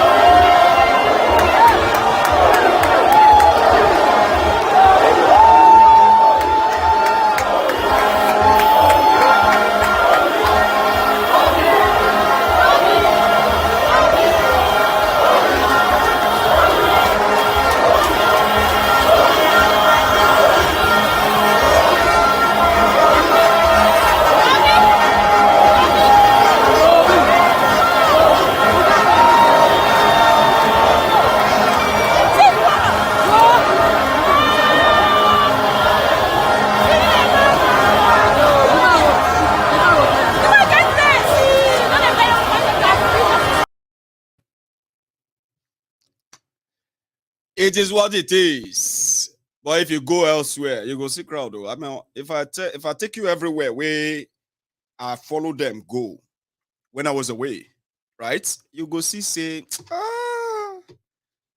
what do they call that thing? Where you see a lot of heads. I mean, where you see so much heads, right? What do you call that? Sea of heads. I've been a sea of heads. You were like, God. These are the people they have managed to create over the years as the ready-made base to keep power, as long as they keep them ignorant and poor. And talking about poverty, our people are very, very poor in all sense of it to even fight back. That is why when you see them, when they want to lift an arm for in defense of themselves, you telling them to lift that arm, right? You probably should either give them something to guarantee that they are not lifting that arm just for free, or talk them into the reward of them lifting that arm in defense, in their own defense, and what they stand to gain if they do that. They might likely have to go with the former, where you have to give them something first. I'm talking about people standing to defend themselves. That is how poor people are. So people want to fight for the next meal. That's what I figured out. They want to survive for the next day. That is the wreck and the damages these guys have done. And our people are so poor. And you know what I figured out? That we want to be free. We want our people to have the affordability of standing up. We want movements, organizations that are indeed pro-Yorubas, pro-Biafra. We want them to be so effective within our people. Then how do you do that when the resources of the land are not in their control? So I was sitting somewhere today. I've had these thoughts long time anyway, and I've always been like that. When they come to me, I kind of love sharing them. It doesn't matter if they are put into use now or later, okay? But it's always going to be there in the diary, right? Every time we complain about the poverty in the land, how much of the wealth of the land have been siphoned away or in total control of those who sometimes, most times don't even know what they want to do with them. Imagine Nigeria government and those around the government have been so kind of comfortable. They have been so comfortable in their corrupt way because of the free dollar cash that they get from the sale of crude oil. So everything else, they are just fringes. They're just minuses. Like, who is interested in having to go and dig 100 kilometers of ground just to go and look for gold? No, we don't want to do that.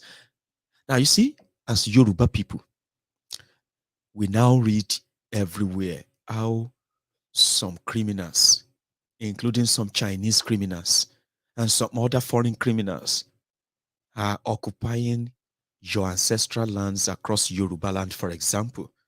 We have been told of some communities where these criminal activities are being carried out, and the collaboration of those who are supposed to raise the alarm, like the Bale or some land grabbers in the area and stuffs like that, who have shielded the criminals from exposure.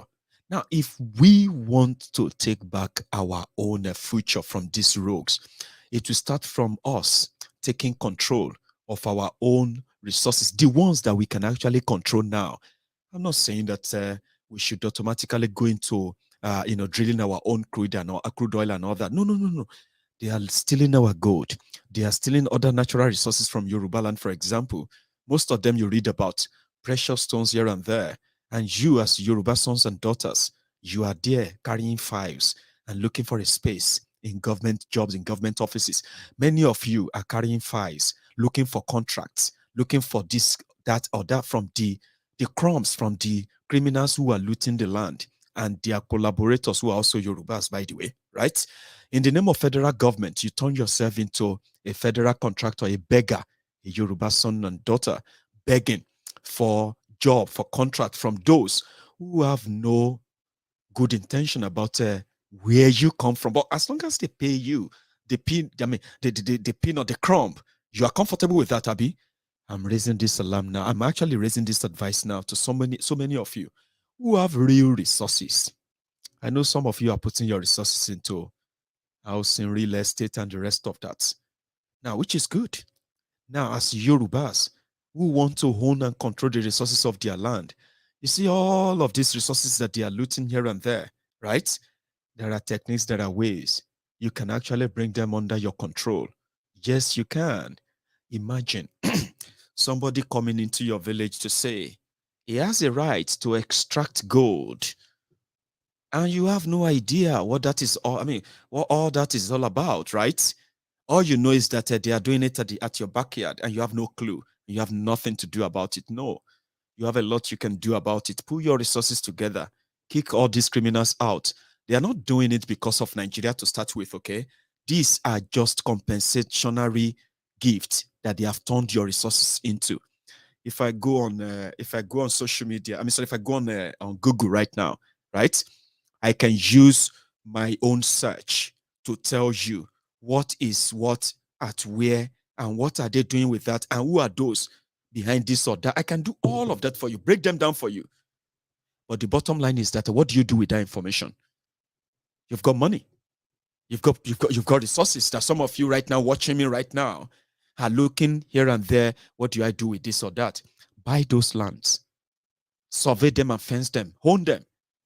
Let no government or anybody come around later when they realize that before anybody, if your village, if your village here, the people around your communities are so ignorant and so selfish and greedy that they are so comfortable with the crumbs they are going to give to them. You are a Yoruba man, a Yoruba woman. You know about some of these things. Do your researches. Get those lands away from the hands of those. And you know one thing is this, right? If Nigeria finally want to come for you, you know what?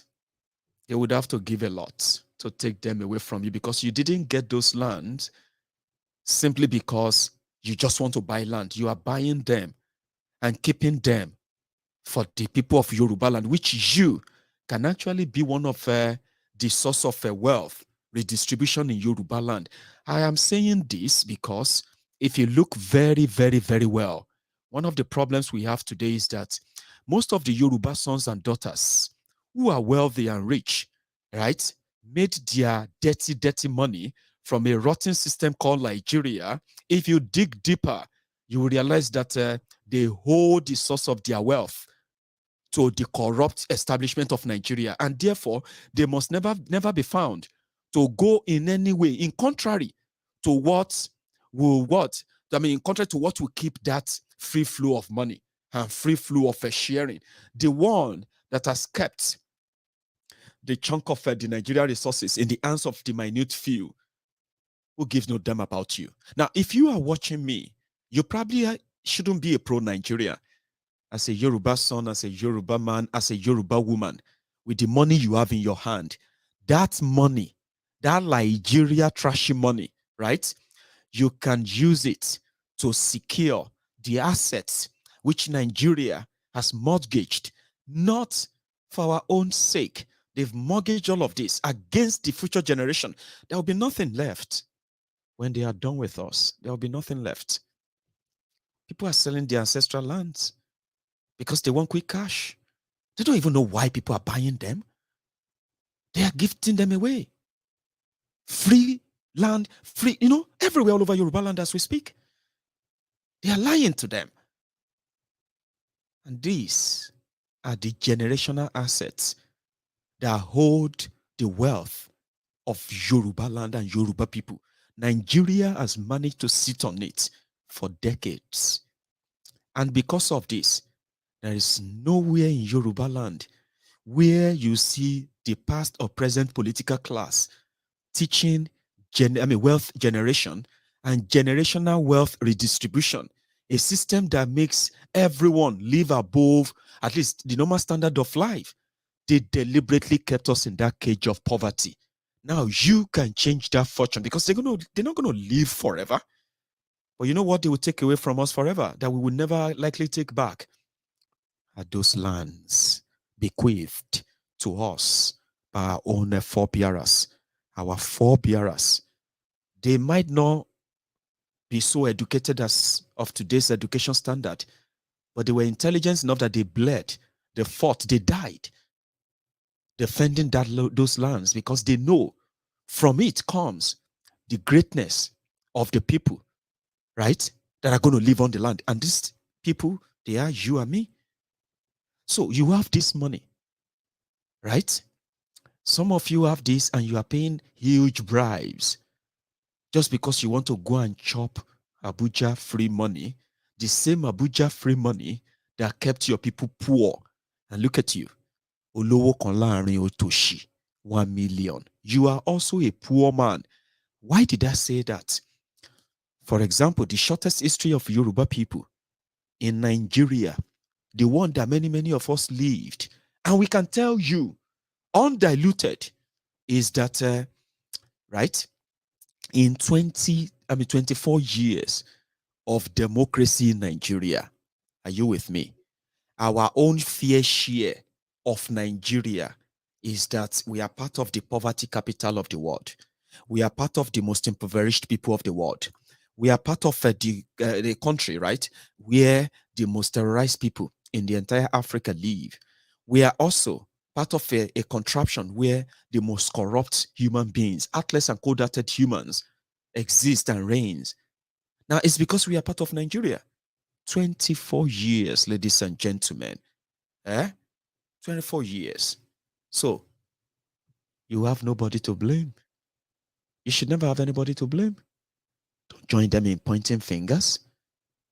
We should blame ourselves for what we have believed, for what we believe now, or for what we're trying to believe as well in the name of Nigeria. Now, think about that. Now, you have all these resources. You are living. You are supposed to be princes and princesses. That's what that's what I thought we are. Is that not who we are? Princes and princesses. Freeborn. Right? Now look at us. We can't even form a sort of a voice. But we can. Yes, we can. And how? It all starts from you taking back the resources of the land and honing them. Yes, hone them, do what you like with them, right? And when you want, when organizations that are, promoting the peaceful referendum for the people of Yoruba land with the real message, when they have the real resources, if you have real resources, right, you'll be able to put together a real army. And when you put together a real army, nobody, listen to me, nobody would take care. Nobody would take you lightly. They would not look away. When you have the resources, you'll be able to put together an army. And when I say army, I'm not just talking about the army with the guns only. I'm talking about the army of Yoruba nationalists, the real and true Yoruba sons and daughters who genuinely want the best for the Yoruba land. And we are talking about the political independence sovereign nation called Yoruba nation. And that is only possible if you have the control of the resources of the land. For now, we don't. Then we must be strategic as well. I have thrown this, call it a dog whistle, okay? It's called dog whistle. Dog whistle is to say, oh, I never thought about that. I could just go on there and just buy this 2,000 acres of land that my village and my villager are trying to sell so cheap. I could get it from them because I know there's so much we could get from it. And when the fight reach the zenith, yeah, there is 100% chance that the owners, the indigenous people of Yoruba land, they will go back to own their land and the resources under the land.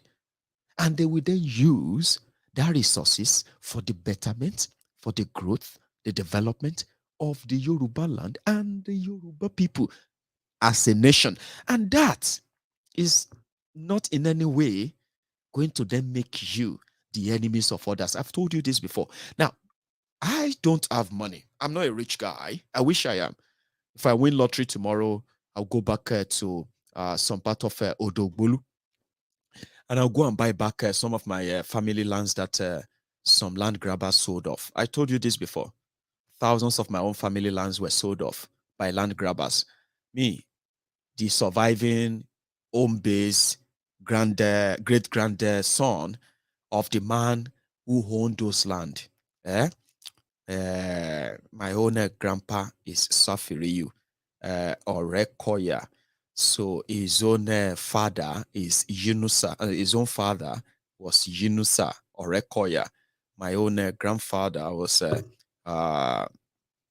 Safiriyu Orekoya.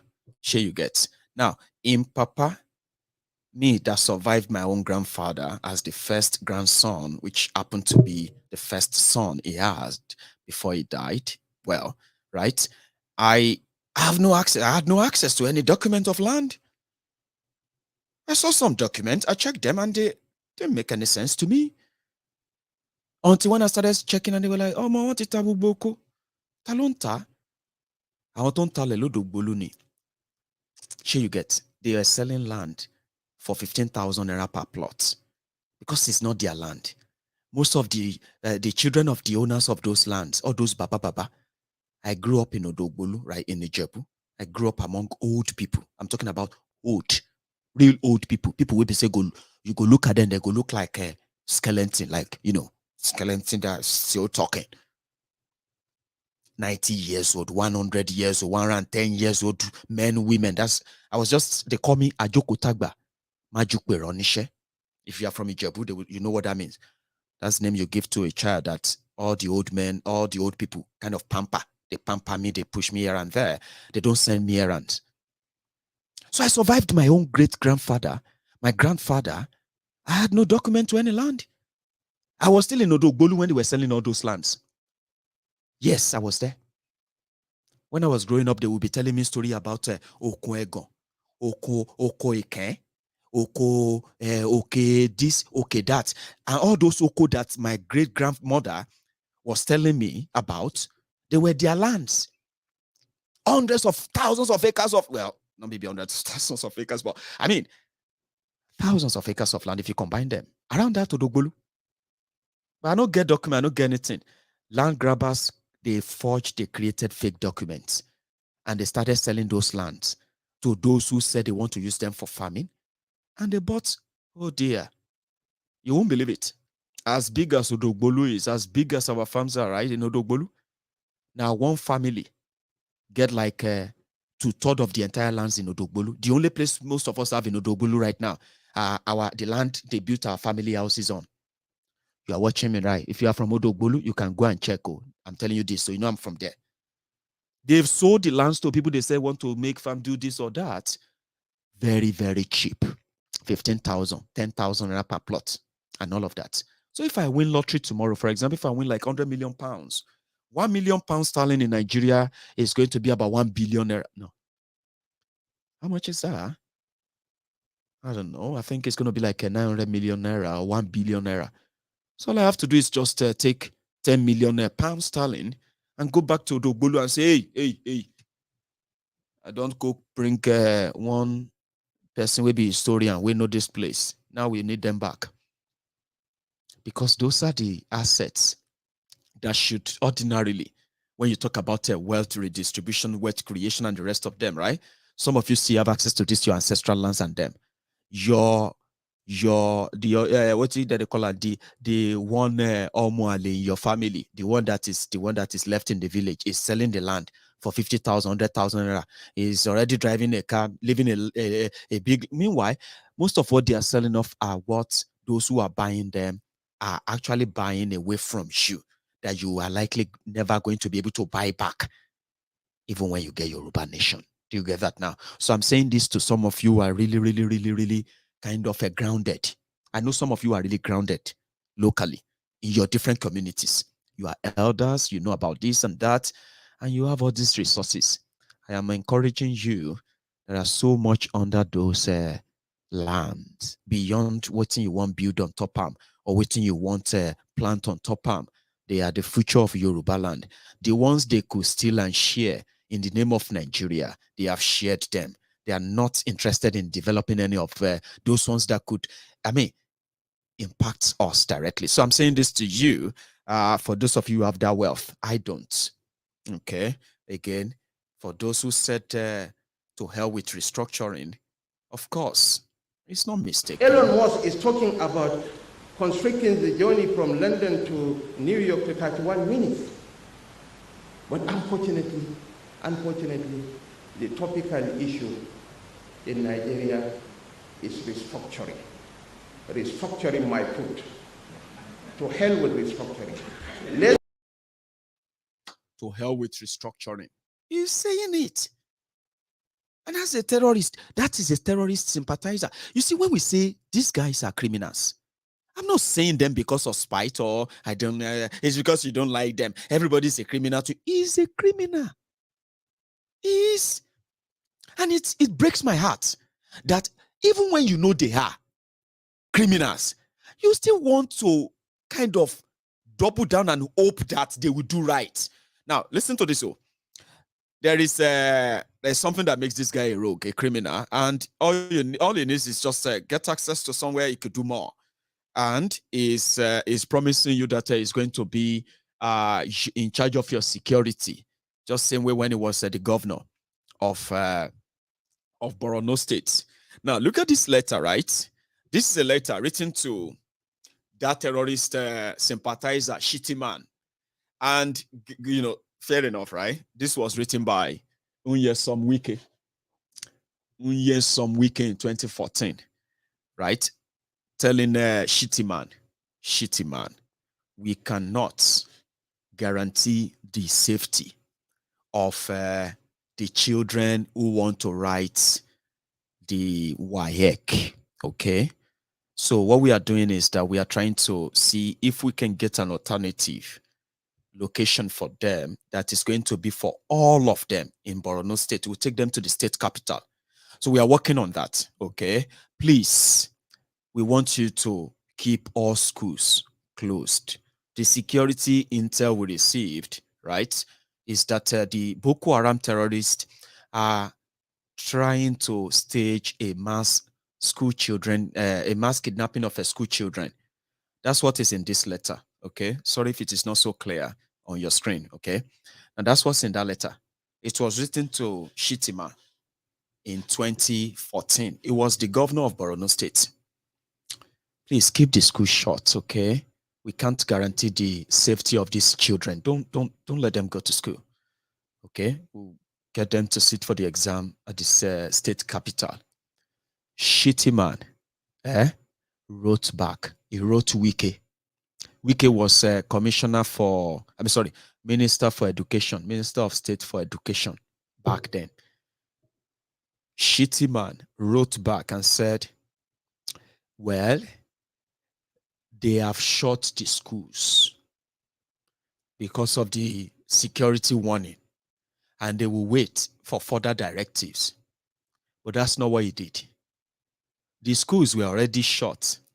What they heard was that Shittima was planning to open one or two of them so that the terrorists could come in and pack the children away. So that was what the report they had in Abuja. So they now wrote to him personally that, please, don't open the schools, okay? We don't have any security for these children, which he agreed. Immediately after he sent that to Werewike, he wrote another letter, and he sent that letter to the school principal of Chibok school and said, I need you to tell the children to return back to school, and they should remain in the dormitory like hostel. So they shouldn't be going back home for the exam. Let them stay in the hostel. You know what I mean? Maybe they now told the hostel matron. I'm telling you true life story. Oh. This is not a makeup story. Oh. That's what happened though. Maybe they now told the matron that when you are bringing the children back, we know your own child. In fact, your own children, 2 of them, are also writing the WAEC exams. Tell them to stay at home. Don't bring them back those ones can start coming from home. Meanwhile, the matron herself lives in the same, the hostel. She was supposed to be in the hostel with the children, Abi.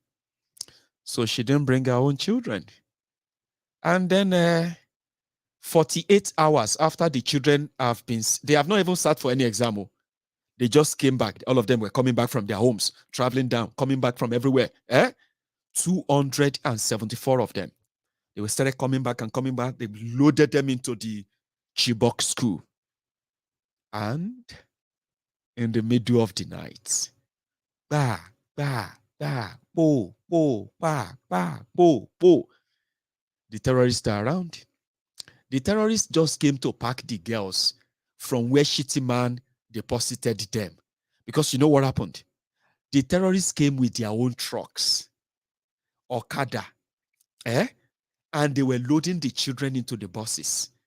Loading them, those of them who ran into some buildings or some classrooms and all of them, for you to know that they took their time.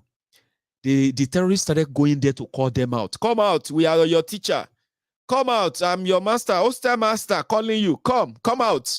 Those who initially escaped the kidnapping, they came out more, and the terrorists marched them. Listen to this. This was happening. What do you call it? At night. Nobody placed a call to any security agents. There was no one with cell phone to notify that they are kidnapping school children here. It was so coordinated, right?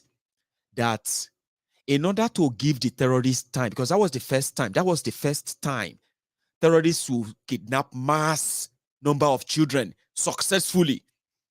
In order to give the terrorists time to move the children. Shitima, breaking news. Breaking news. Boko Haram have kidnapped school children in Chibok. Hundreds of school children have been kidnapped. Hey, that is the following morning. By 4 o'clock in the afternoon, the initial gra-gra. Hey, they have found them. PDP. Good luck, Igbere Jolanta. That was the first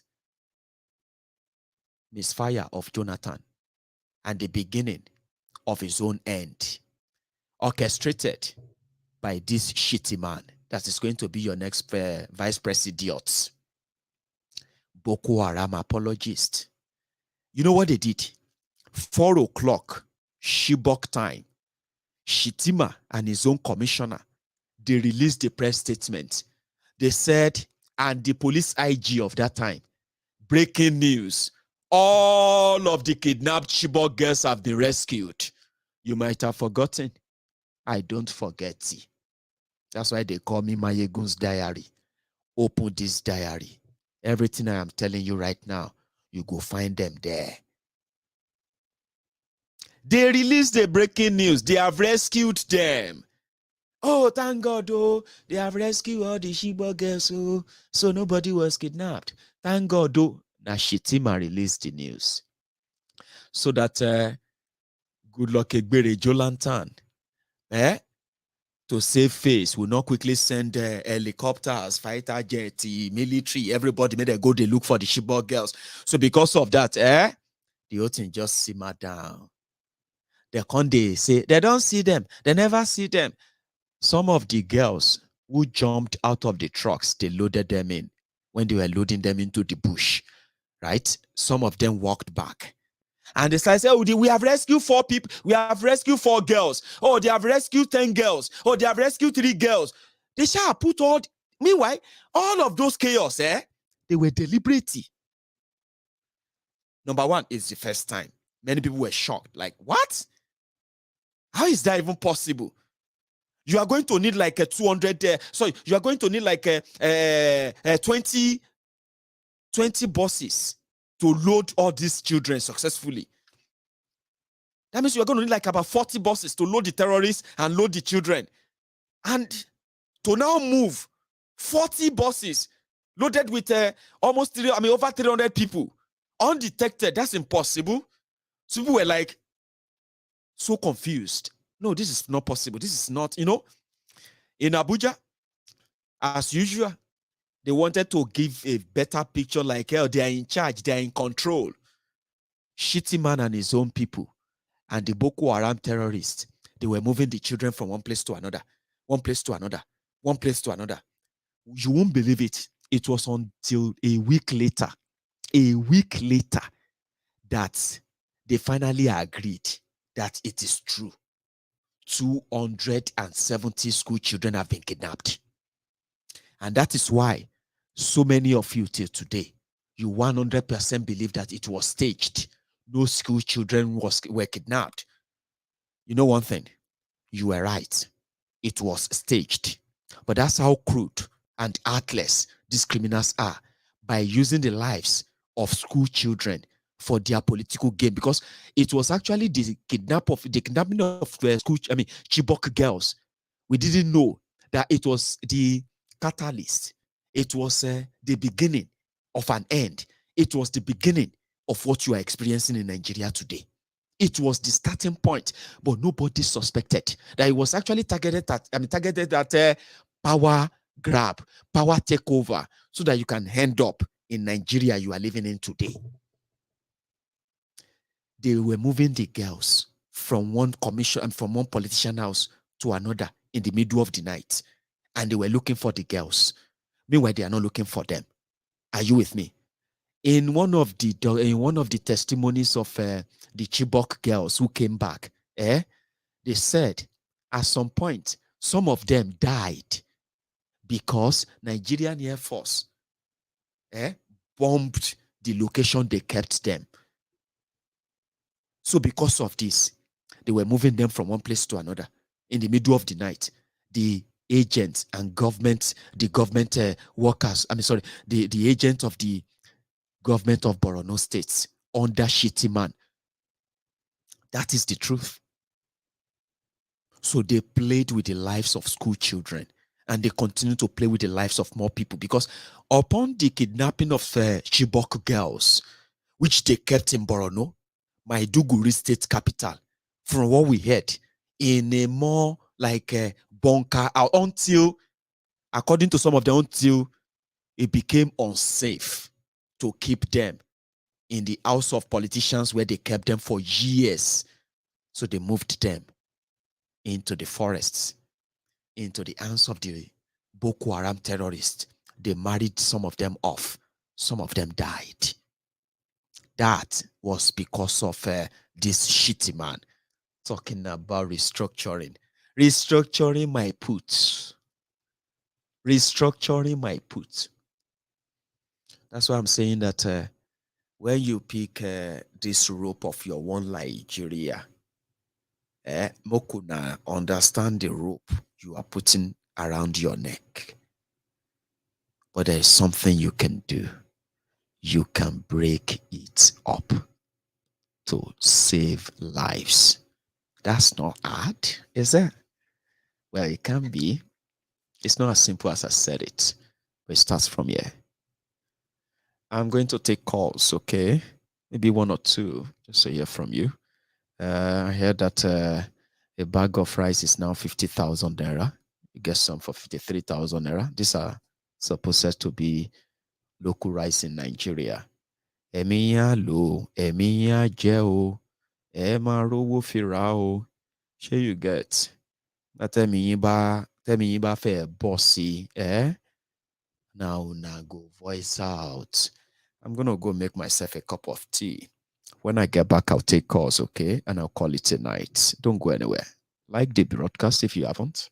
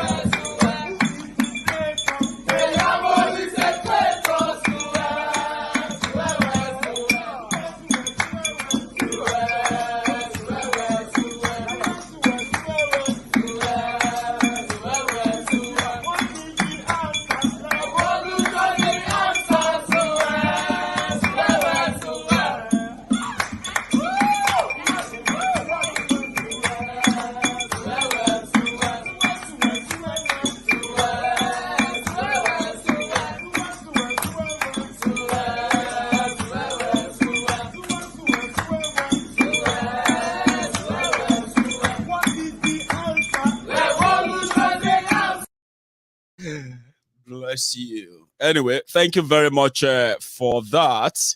So I haven't taken your bag of rice off yet, okay? So I don't know how much you're going to have to buy it before December, but I hope you are brazen up, I hope. And hopefully they will share some to you, for you, as usual, before December. I have my first caller. And I got your message, by the way. Hang on for me, please, 1 second. I got your message, my 75 pounds voucher, wine voucher winner. Sir, I just got your message there. You said you are waiting for the delivery. And that will be something, to give a family treat. I love that. Enjoy it, okay? I have a caller. Hello there. Hello? Hello, sir. Yes, sir. Maiyegun. Yes, sir. How are you?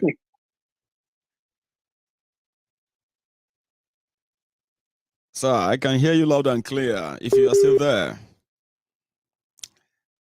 Ew, I don't know. Sorry, I think That should be a network issue.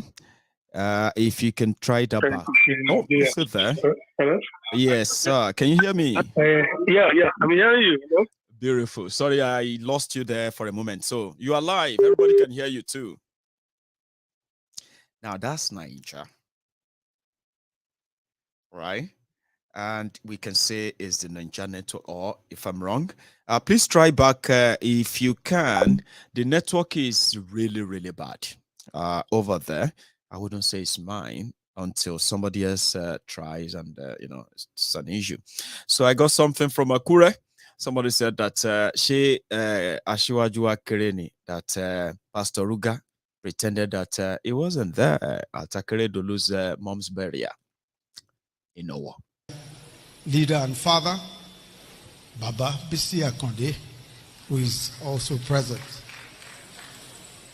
Deputy governors present, especially His Excellency Deputy Governor of Ogun State, Honorable Lucky Ayedatiwa, and his dear wife, Mrs. Sheung Ayedatiwa.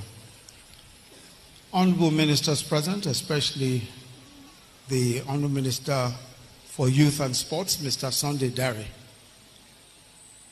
Honorable Justice of the Supreme Court, Honorable Justice Ogunwumiju, Honorable Justice Helen Ogunwumiju. Members of the Ondo State House of Assembly present, members of the Ondo State Executive Council present, our host, our dear host, the presiding bishop of the Owo Diocese, the Right Reverend Stephen Ayodeji Fagbemi, and other ministers of the gospel present, traditional rulers present, especially His Royal Majesty the Olowo of Owo, captains of industry, members and friends of the Akere Dolu family, distinguished guests, brothers and sisters, ladies and gentlemen. Let me begin by saying that today is a day of great joy, which is why I started by singing a song that we must today lift up the name of Jesus. Because at the end of the day, we have reached a point where we must celebrate one of the most important legacies that we can possibly have, a legacy in Christ. Before I go on, I have made a very big error. I have left out the presidential candidate of our great party, the APC, Asiwaju Bola Ahmed Tinubu, the Emilio Khan. Asiwaju, I'm extremely sorry. You're sitting right, not just sitting right next to. Oh my, now, which level now? Asiwaju Akereni, Talumbobo, Yemi ko nice. I think that's what somebody said. Oh, Yemi, come on, come off it. You know what you are doing. Asiwaju Akereni. In that gathering. I mean, it was intentional, but it could be an honest, an innocent omission.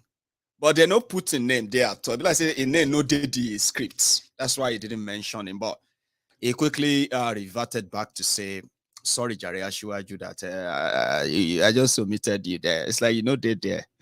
Well, I mean, that's what I picked from that, okay? So again, the line is opened, okay? Let me see if the connection issue is from my side or not. And I hope it's not, okay?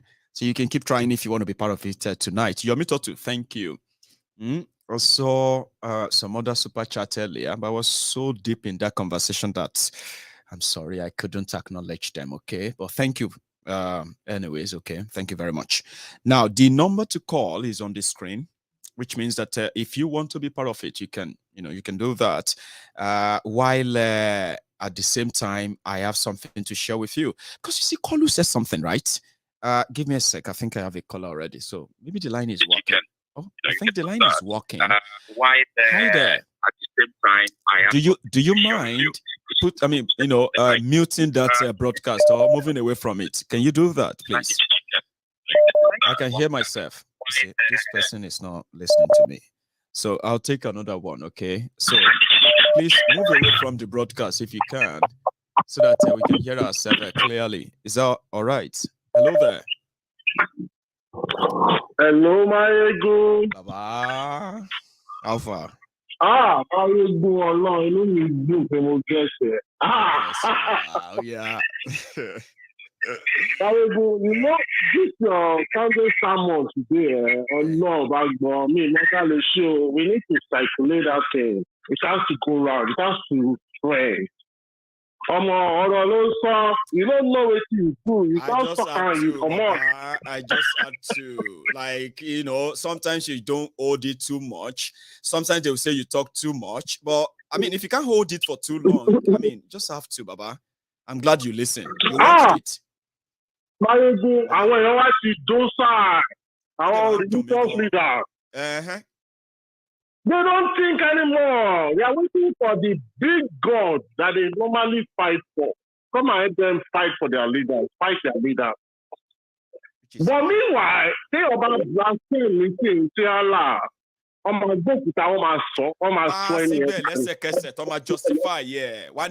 did you offend them?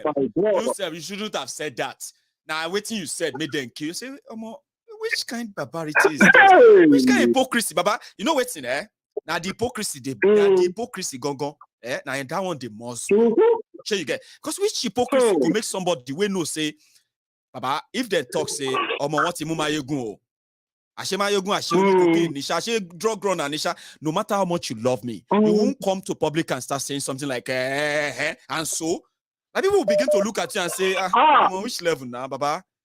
Even if you like the guy, even if you like the guy. Maiyegun jọ kí pásítọ̀ mi máa gbọ́ àtàwọn ọmọ ìjọ tí mo fi náà ṣèkù. Ọba pè mí mọ́. Ẹ má pè mí mọ́ mi ìmọ̀ yìí irọ́ ní gbogbo ẹ̀ bóbò ni. Gbogbo Jésù zóbò ní gbogbo ẹ̀ wọ́n ṣàfihàn tó sì rò ó sọ̀rọ̀.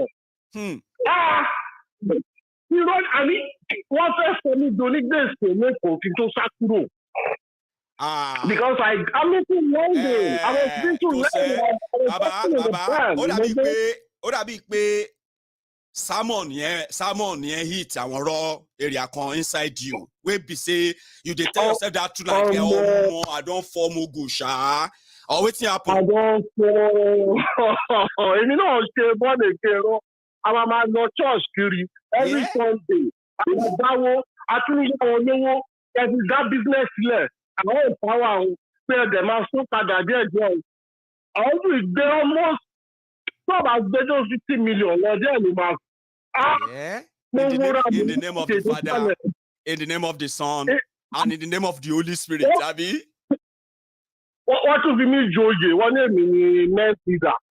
Àṣé wọ́n set me up nípa.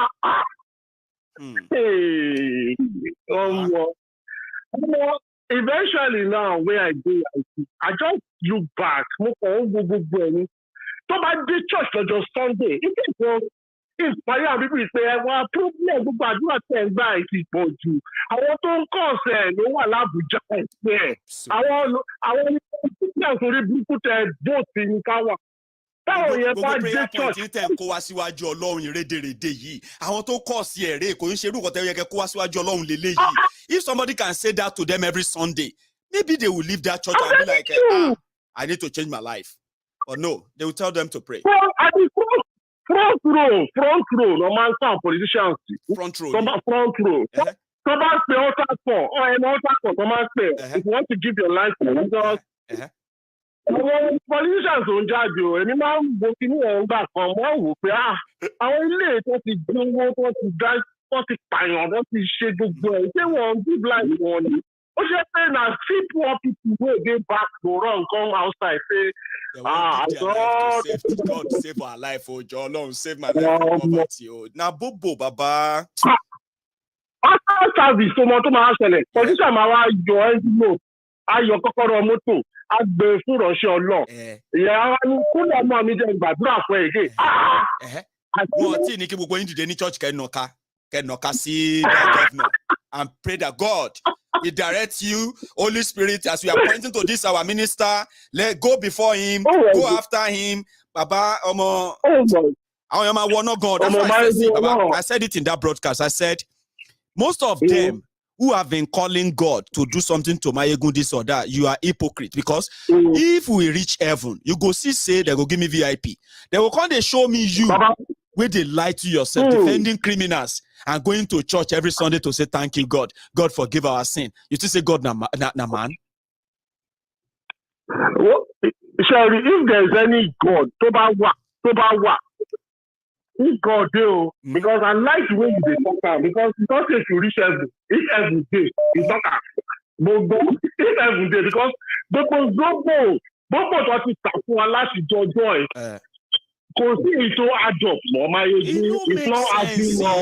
That is why it is called religion.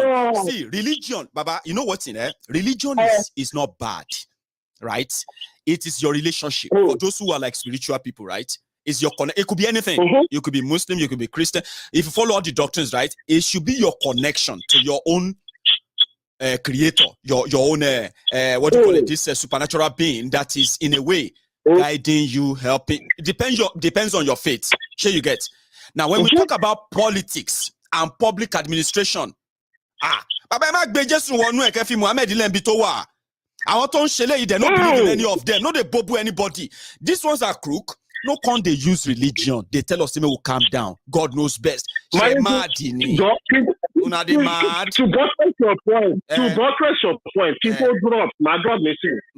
China, God made no one pay. If I can not bang nonsense in China.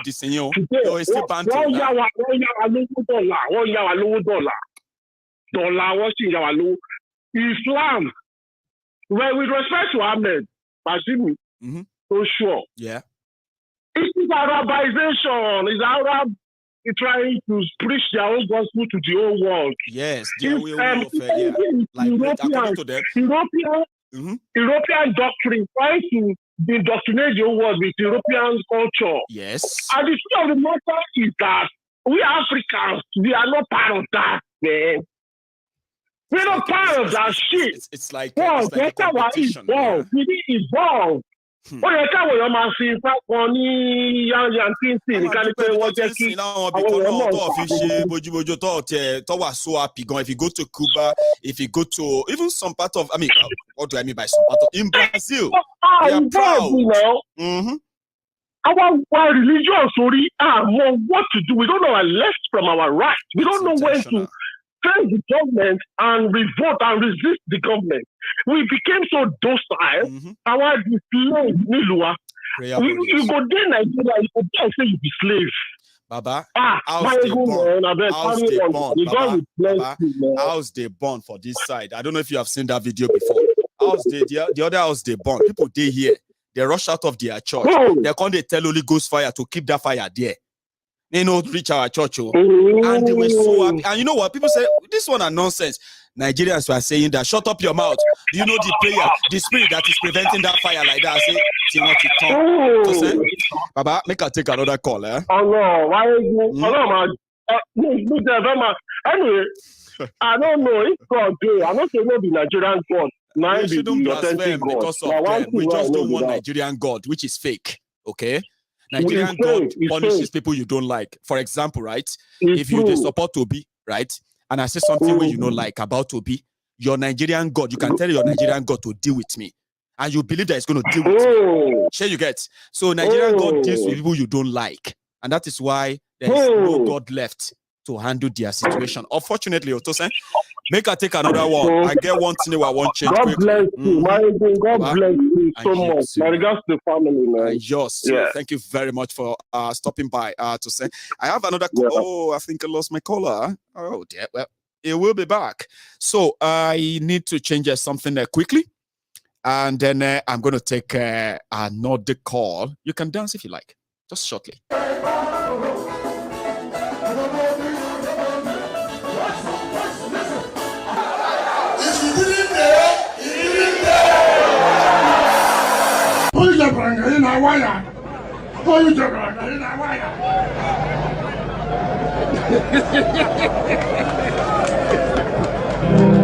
many them there? Why we no go with them? How many them there? Why we no go with them? How many them there? Why we no go with them? How many them? How many them there? Why we no go with them? How many them there? Why we no go with them? How many them?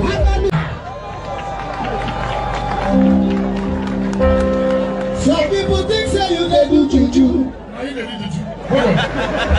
If this is a joke, they will never go free. Think I have a caller. Are you there? Yes, sir. I'm here, sir. Sorry for keeping you waiting. Maiyegun Baba. Oh yeah, kò ní bàjẹ́. Tá mo ń bá sọ̀rọ̀. Maiyegun Baba. Kenny ló ń sọ̀rọ̀ láti Moscow. Did you say Kenny? Did you say Kenny? Kenny láti Moscow. Ó ti pẹ́ gan bàbá. Alpha now. Báwo ni Russia? After last month, last month. Because usually I know that way you're péré ni mo ní ní Moscow. The other person, friend ni. Ṣùgbọ́n mi ò lè rántí ọdún tí mo gbọ́ látọ̀dọ̀ ẹ̀ last. But for yours, you always remind me that mo láwọn èèyàn ní Moscow. How you been now, sir? Èmi ò gé láì gbọ́ Maiyegun. Tí bá ti gbọ́ Maiyegun ẹ̀jẹ̀ mi ò ní flow. I need Baba, see, me alone ìjẹta, yeah. 2 nights ago. I mean feel like ọmọ ara mi ò fẹ́ yá ṣá. Ọmọ máa ní láti rest. Right? That when I wake up tomorrow, I should be fine. Right? Then I woke up yesterday. Baba, am I go? I woke up yesterday, right? And to feel good. No, but not that I'm more sick, more fall down, right? But I just feel unwell, right? Or more, believe it. More go live, not because more fair rest. Believe that way, I'll be more to Jila Roy. I'm me feel well. No, I'm going to turn on the camera here. You won't believe it, oh. You feel that way, oh, but you can tell that we feel better than you saw me today, if you have seen me today. So, I say, man, so we just need to keep it up. Say you get.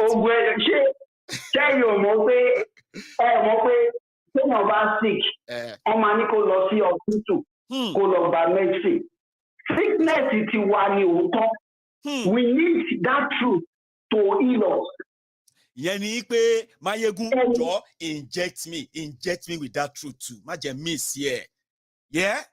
Addicted to truth. Maiyegun, for instance, bo se pa wo sọ̀rọ̀ ní alẹ́ báyìí. Ara ti wo ya number 1. Ara wa tó tún bá ro ara wa tún ya nítorí àti take drug yẹn. That is the drug we need to take. The drug yẹn go ní Nigeria náà need kidney tó lè sùn. Orílẹ̀-èdè Nigeria yóò lè sùn tí ò bá tí rí òótọ́ yẹn because there's no nation you can build on a rocky foundation and it will stand. Only stand now. No, it's impossible. Maiyegun, mo ṣe gbọ́ arise debate. So àbí táwọn mi ti ṣòwò rẹ̀ àgbẹ̀rẹ̀. I can't wait. So èmi got in draw day, but good enough. Thank you, Baba, for mentioning it.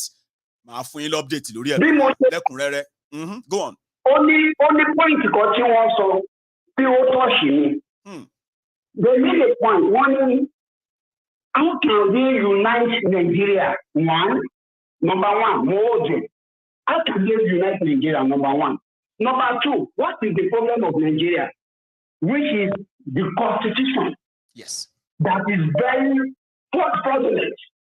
And one of them, this man, maybe Adebayo, the guy Adebayo, you know him now. I know him. Yeah. Adebayo was now telling that in America. Where is he running on? But go on, Baba. He said in America they have a fraudulent constitution before that is not for the people. Later they begin to amend and this and that. I said, yes. This guy is speaking rubbish. With this point, I'm not okay with it because when something is faulty, even the Bible says, Bible I'm not a religious fellow. Somehow. You know, when we're growing, they will say, "Are you a Christian or a Muslim?" You say, "Well, I'm a Christian." Because you don't really have any religion, but you know that you've been to church, right? Or you were raised to be a Christian, right? But you don't want to do it yourself. But even I say lately, I don't bring many of you to come out and confess it and say, I respect God. I was raised to know that there is God, but I don't have any religion. I don't believe in them anymore. It seems you and I get something in common. It's okay. Your last caller, you said they have been duping of religion. Even me, I'm part of those people that was duped with religion. I was a Sunday school teacher too. Wow. To me, they dupe us with religion. Religion is a scam too. Another scam that they used to come and dupe us in Africa. So what am I saying? The constitution needs to be changed completely. Totally. And look what this question. With everybody's lawyer, that man, you know him now. The kind of lawyer was one that asked that question: that how can they change this fraudulent constitution that is killing us? He even said it to the extent that he said, even our relationship, our marriage, is being controlled by the federal government of Nigeria. How are we going to escape this rotten system that is completely collapsed? And the only way we can escape it is through Maiyegun's truth. Yes. The nation needs truth. Until we build on that truth, bring a new constitution, or we break it up. All I was just saying throughout is break it up and save lives, like Maiyegun used to say. Let us break it up and save lives. Maiyegun, without that, I'm everybody will collect in one share if we continue to pretend. I'm because the country is completely sick.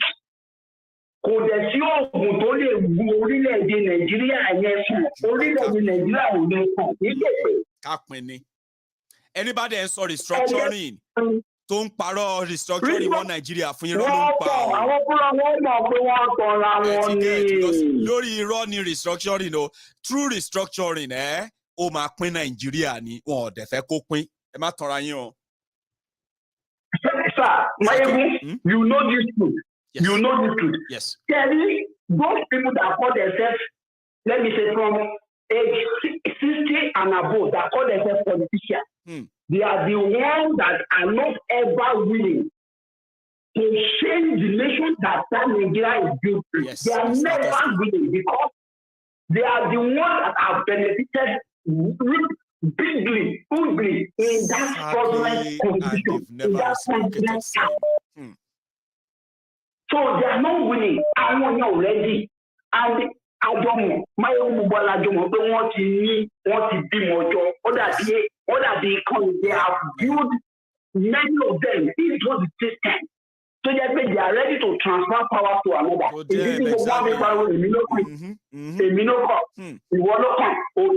Including fucking Obi.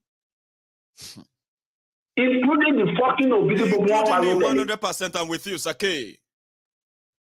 Including, and I thought, Daddy comment, Oruko to man the one with Tinubu, Atiku and Obidio, and your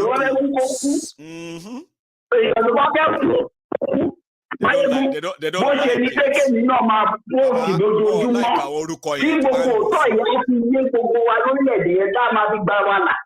we need it. We do.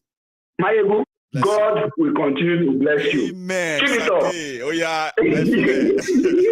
Bless you. Any man, yeah? Thank you very much. Sake, that with Chelsea is Sake. So I want to Abramovic in here.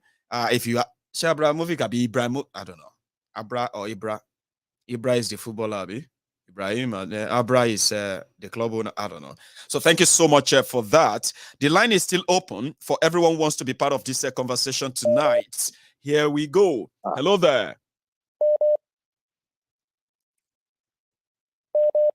Hello.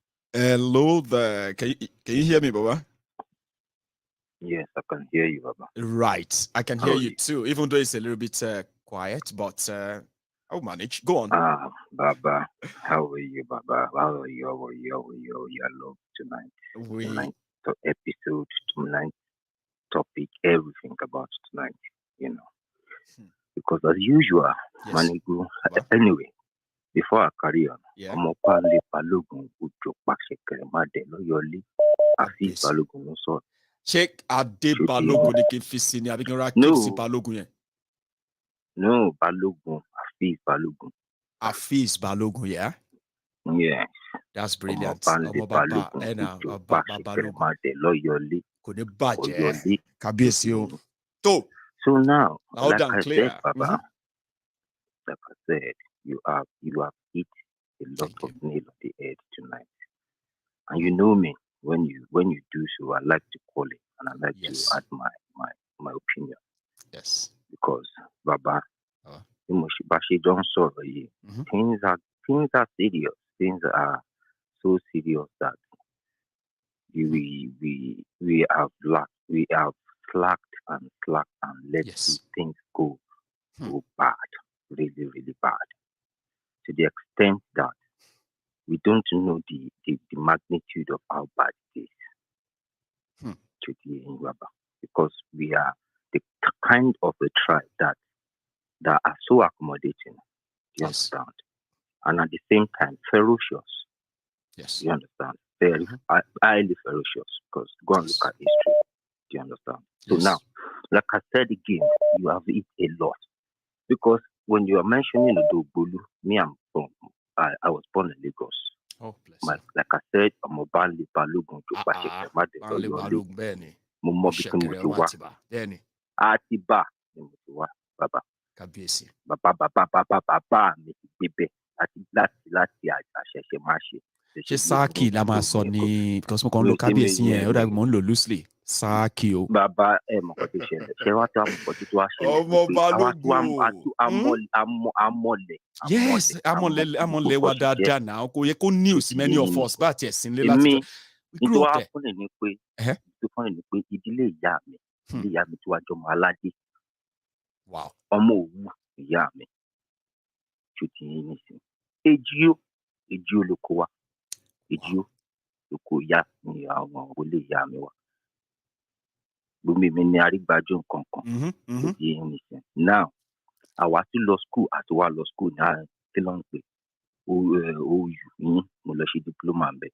Right. So now, and also, I also have friends that are from Ìjẹ̀bú, kí ló ń pè Modimosan. Ìmọ̀sán, bẹ́ẹ̀ni. I'm telling you, these are not barren lands. We are rich in land, and we are blessed. Yes. Nobody can take it away from us. They are trying, they are just going to try. They are going to fail. It's not going to happen. That is why we also must be we know our land. Doing we too, know Baba. We know our land. Yes. We know our land. We do. We know ourselves as well.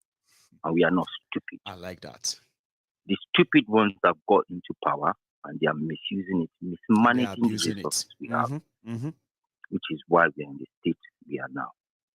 I like that. Like I said, Baba, you eat a lot. I have been catching up with you. Thank you. Do you understand? Because I know.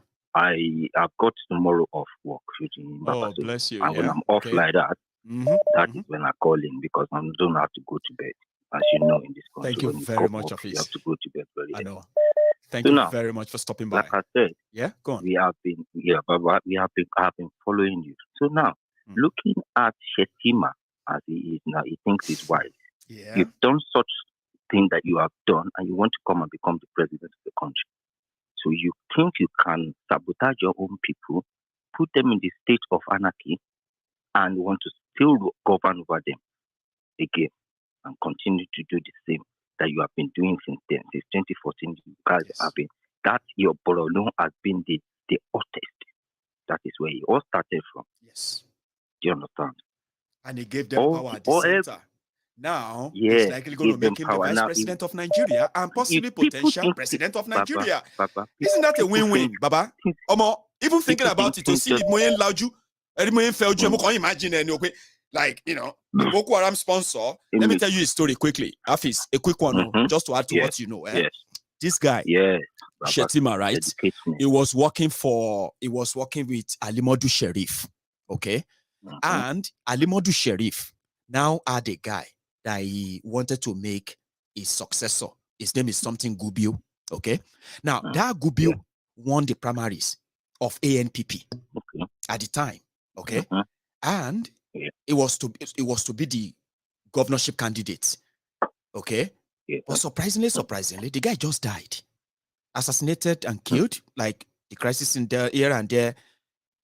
And Shetima from nowhere, they are still so surprised how he managed to beat some of those who were like potential, those who even ran to be candidate of the party at the time, yeah? So that's how he became the candidate. So when he became candidate, he was the one, Baba, he was the one who put in motion, right? This Boko Haram escalating, the Chibok, how they went to America, used that and then gained power at the center. And this time around, he's about to be rewarded as Vice President of Nigeria. Baba Enisuru, I want to add to your knowledge and acknowledge you, back you, and do everything to encourage everything you are doing. God now, bless let me you. tell you something. Go on. Because these people, they don't know what they are dealing with, and they think, like I said, they think we are stupid. We still are brilliant minds, brilliant people that will see things and add it together. Even from years, I was in born in 2014. I was born before that. I was born before that. So everything's in diary. And when we hear things like that, we keep it somewhere in our brain and start joining all these things together. So now let's not do 1 + 1 = 2. This guy wants to come and become your vice president. How did he manage to elevate himself to get to that position? Yeah, has he not gone and take that their terrorism and advance it and make a lot more money? They think we are stupid. You think we are stupid? You think they seriously think we are stupid? That's what they think. You see? So now he wants to be vice president, and we know we've got Kolu. Kolu is not going to be vice president. Well, if Kolu doesn't make it last long enough, yeah, you know what will happen. Meanwhile, the guy is already bragging. He will be in charge of security. What kind of setback is that going to be for that country? Well, by year jeton already. Everything's kaput. Like I said tonight, Baba, you have hit a lot of names tonight. We share your con a lot with this podcast. A lot of stuff that's going to happen. It's just it's like almost that. Time. Thank you so much. Baba, Make us take another one. Thank you very much. You are so welcome, and thanks so much for your time and for all the time support, by the way, because I can bet it. I have great guys in London that really love Maiyegun. I mean, I've seen them. This is not like social media love. I'm talking about like I can't be like superstar when I go London. See everybody here. Maiyegun. Ahmed, how are you? Baba, I do. See how I take notes on you. It's so easy. As long as you guys are not changing your DP, it's going to be easier for me. So good to have you. How are you? I don't see you online. You see me 2 days ago. You know, Ahmed. Now my grandpa, that man, I don't even know how he got all these things from, right? Because most of the things he was telling me, I was feeling like, why is he telling me that, right? He said, number one, right? I should do everything. Whatever I'm going to do in life, I should do them as if to say, today's my last day on earth. Like if I die today, what will people say about me? Do you get that? My old man, and I was just about maybe 14, 15, I don't know. He's told me a lot, by the way. You know, I used to refer to him a lot. I grew up with him, not with my dad. Okay. So he said, you know what, Ahmed? I'll keep that. That's gonna get me a little bit emotional there somehow, surprisingly. I don't know. I just feel somehow. But go on, Ahmed. I'll let you speak. Well, I don't really have much to say. Did you actually move away from? By the way, did you move away from your phone? You are so far away, or is on speaker? Can you hear me? Yeah, I can hear you, but it seems like you're so far away from it.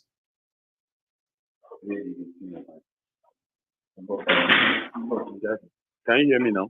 Yes, I think it's better. Okay. A bit more echo. I see. But all that go better there, by just sorry manager. Yeah. I just want to talk. First week, talk. Say no. Say the scam people. I don't want to say really. Only the person say. What I want to do what you feel joy. I think. And now, Tosin. No, almost sorry. Because if you should talk, you know, to say, ought to be joy, so that to make him more important, like he's an important person. 15 million, why your money only? They know they take him once. Now gradual. You go start from we need that, you know. Come on, all of it's them. just sad. I mean, we got to take advantage of when you're religion should be something that should be spiritual connection and stuff. You know, things that just takes you to a place. It's different place entirely from this world where you can find solace without having to use that to lord over anybody. But unfortunately, it's not so in Nigeria. Come see church here. No, you see, really want it. If not, how can these people, they continue to prove to you people in every way, they continue to prove to you people that they are not real. Or because you guys are emotionally attached to them, you feel like if you're not attached to them, like maybe you are losing something. And you don't know that attaching that you attach yourself to them, that is when you are even losing. The moment you detach yourself from them, you'll be free from all this madness that is going on. But a lot of them, they don't want to. They don't even want to try. They don't want to see what it looks like. Maiyegun, there are some things that have been seen, but even in 2023, you see all these things that they do, we go still continue to do them. I know. All these things that they talk with you, we go continue to do them. Because some people, they are not ready. They are not ready completely. But maybe only because you know, see now when you say the terrorists that they follow people, they say enter your house, come carry it. You carry go where you know. Maybe where you know one something go. Change. Yes, but maybe something will change. But you know, as for Nigerians, even though somebody comes, put them hit, they go still bust, find hole, bust. So now, you know, we said it on this program now. Let's say if you push them to the wall, instead of them to turn back and say, they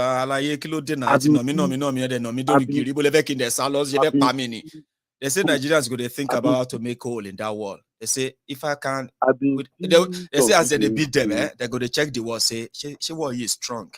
If I knock my head, she might make a hole, I can escape. They go to check and they go to take the beating.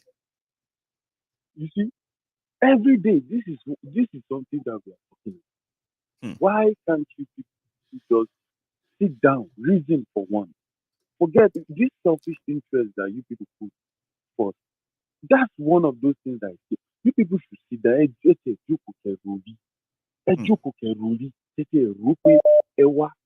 Shemi deserve better life. Child deserve better lane. You know, like just ask yourselves, you know. You will see someone who is living in abject poverty, who has never gone out of that place. If they type something useless and you can't say, all of you in that Nigeria. Anyway, like you just make a comment and you talk about Nigeria, they will come for you. And you start saying that are you not supposed to be praying for your country? Are you not supposed to? We know we have bad leaders, but only God can touch them. We need to pray and say,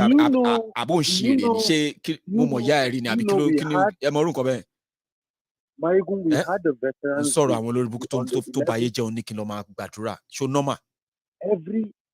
11th of November, on the Veterans Day, in United States, so they honor the veterans, and you know, it's just a day, you know. So they were doing like a plane show and stuff there in Dallas, in Texas. So some plane came and collided. 2 planes collided in that show. You understand? So I mean, that happened in Texas. Was it not in Texas? I was reading that Dallas. Dallas. That was Dallas, terrible. Texas. Dallas. So when it happened, someone came online. He said, if it is Nigeria, come up or just parachute that Nigerians couldn't fly. You will see Nigerians. They don't value their own. Now look at money. How can you compare plane and parachute? Come on, are you mad or something? We are talking about plane. You are bringing parachute. How about this?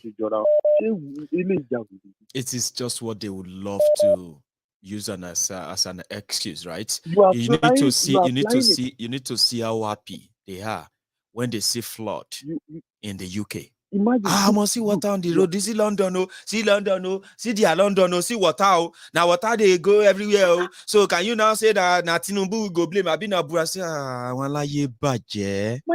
Omi tó ń jò no water. Omi tí wọ́n rí lórí títì London yẹn. Tó bá jẹ́ bẹ́ẹ̀ lómi tó ń wọ́ omi ìgbẹ́ omi ìtọ̀ láti inú canal yín wọ every wọnú bedroom yín wọnú yàrá yín wọnú pot yín everything. Tó bá jẹ́ pé irú omi tó ń rí London yẹn lomi tó ń jáde tó wá ń soak inú ilé yín ni o lè má máa bínú tó yìí gan. If some of you get sense. So, but yeah, that's what they do. They are looking for something to say, hey, they happen everywhere. Do you get that now? Not knowing that, oh man. And these same people, I will not long while go embassies, different embassies, Cyprus, Nigeria, anywhere apart from Nigeria, anywhere. People did when somebody said he got a visa to Nigeria Republic, I said, "Shoti was it only?"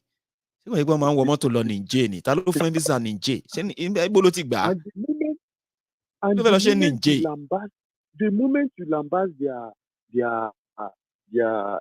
what is it, their Nigeria, and the same them you want to live in Nigeria, you want to come to this same place, and you saw the place, and they are angry, but they want to come. Can you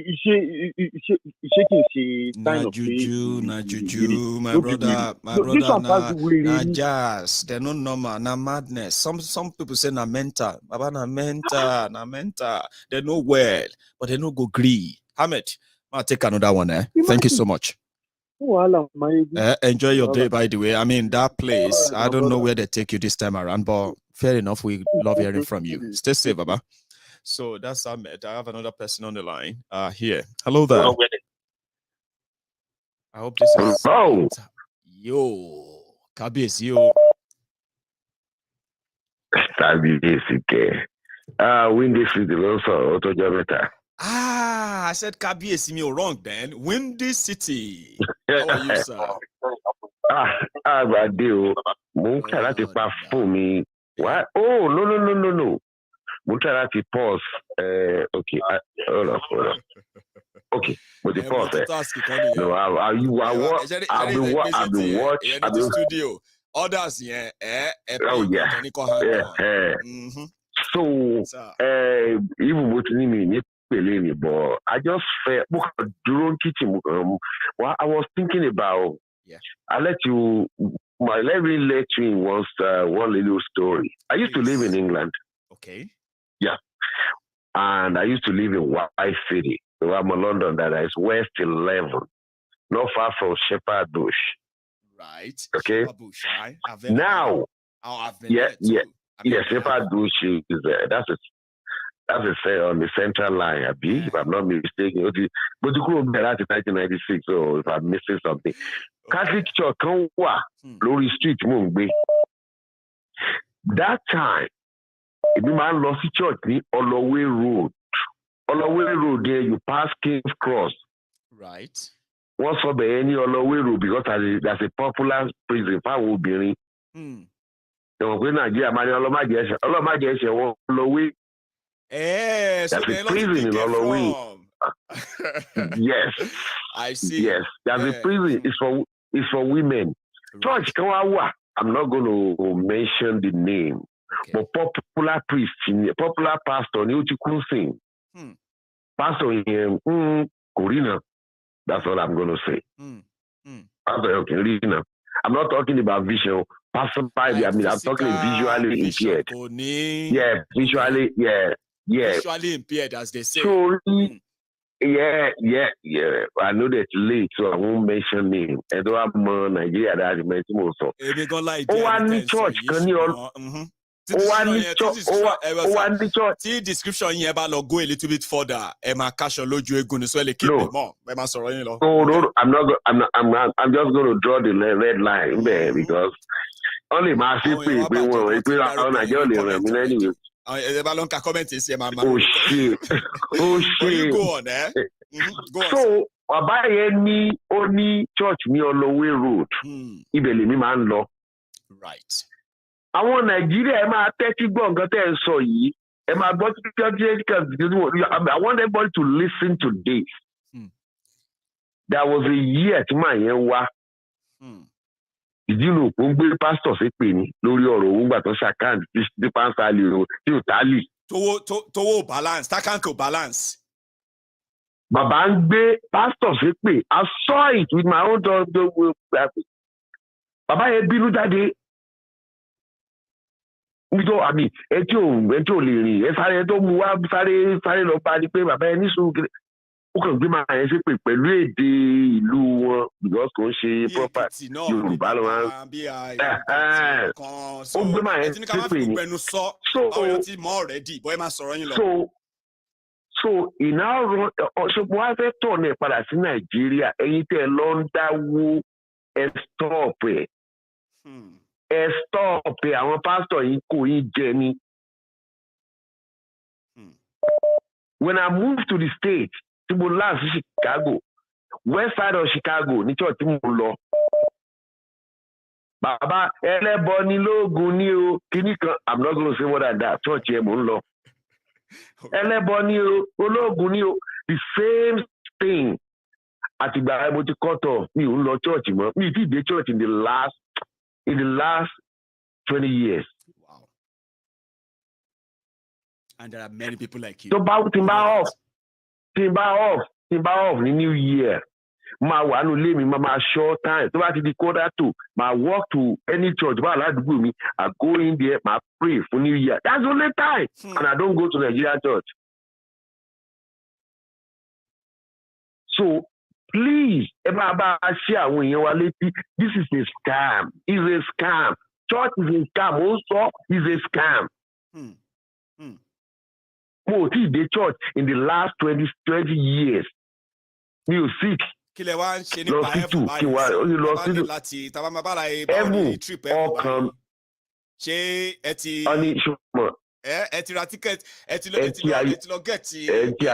pass ti yín bò mí nìyẹn because àwọn eléyìí ò ní fún yín o.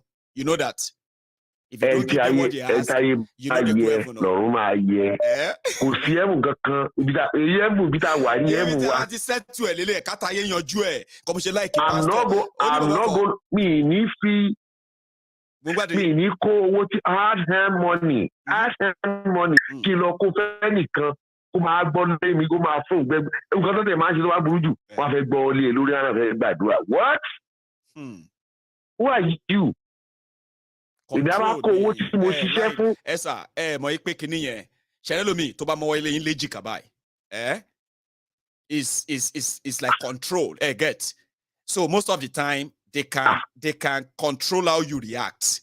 But to back bow one head down, in control of what they, about you. Anything, but that is something like a psychological, sir. When you okay,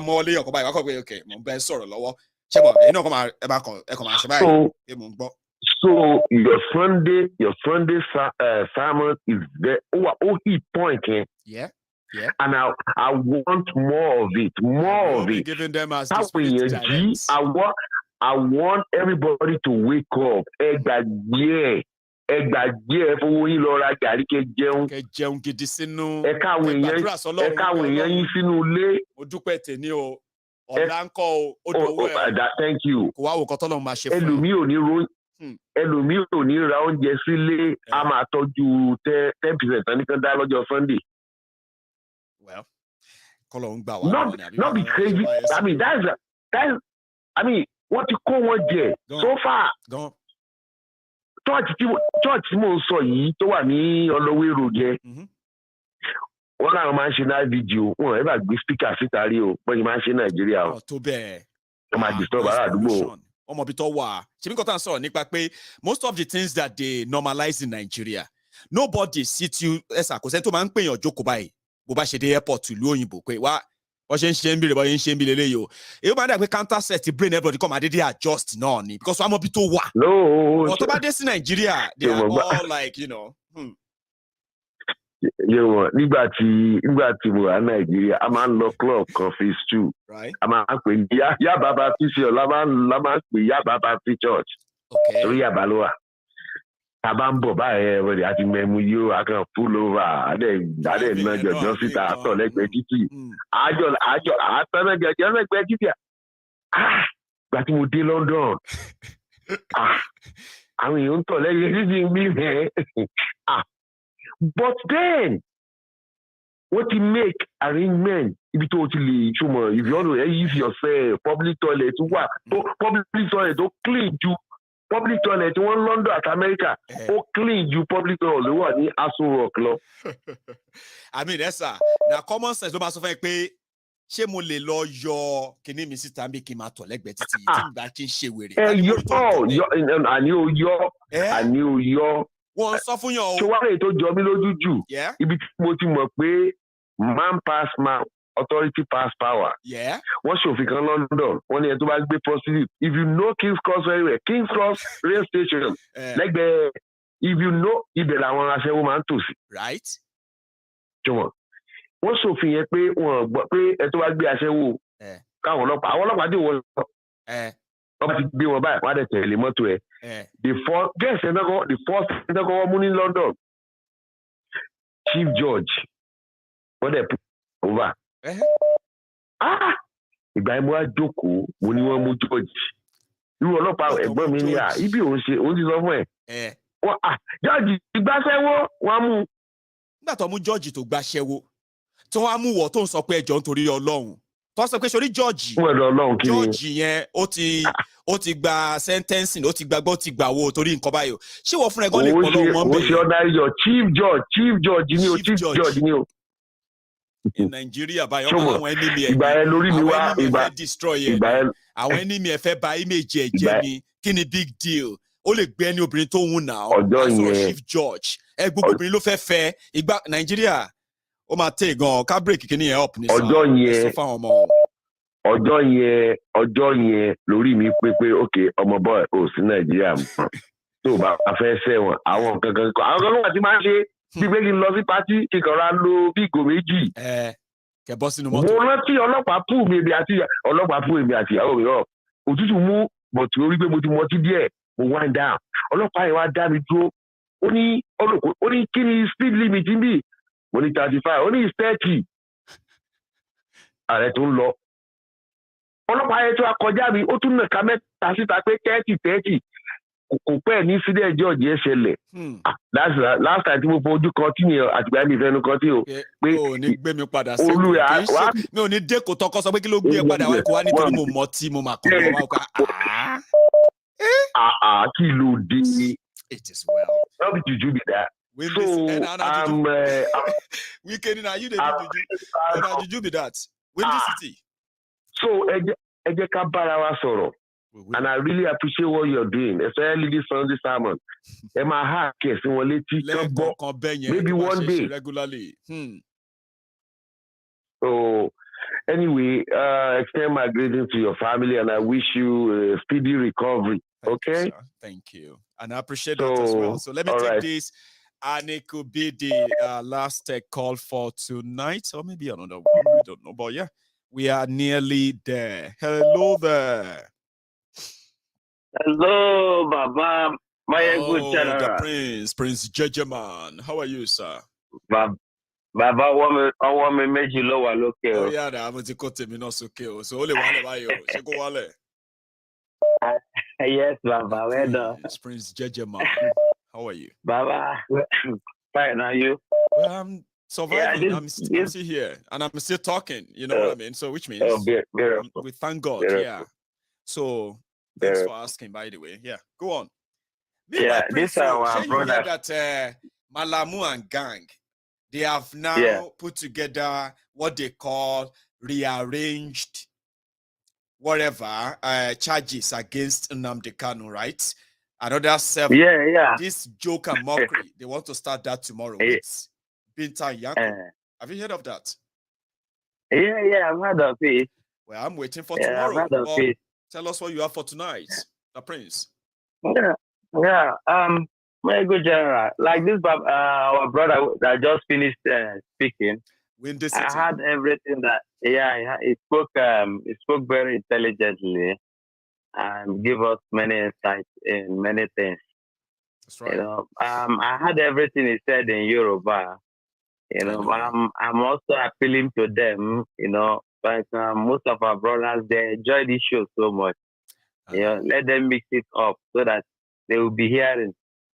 Which is so important. You know what I mean? But I wish so most of the things he said in Yoruba are so very, very in depth. You know.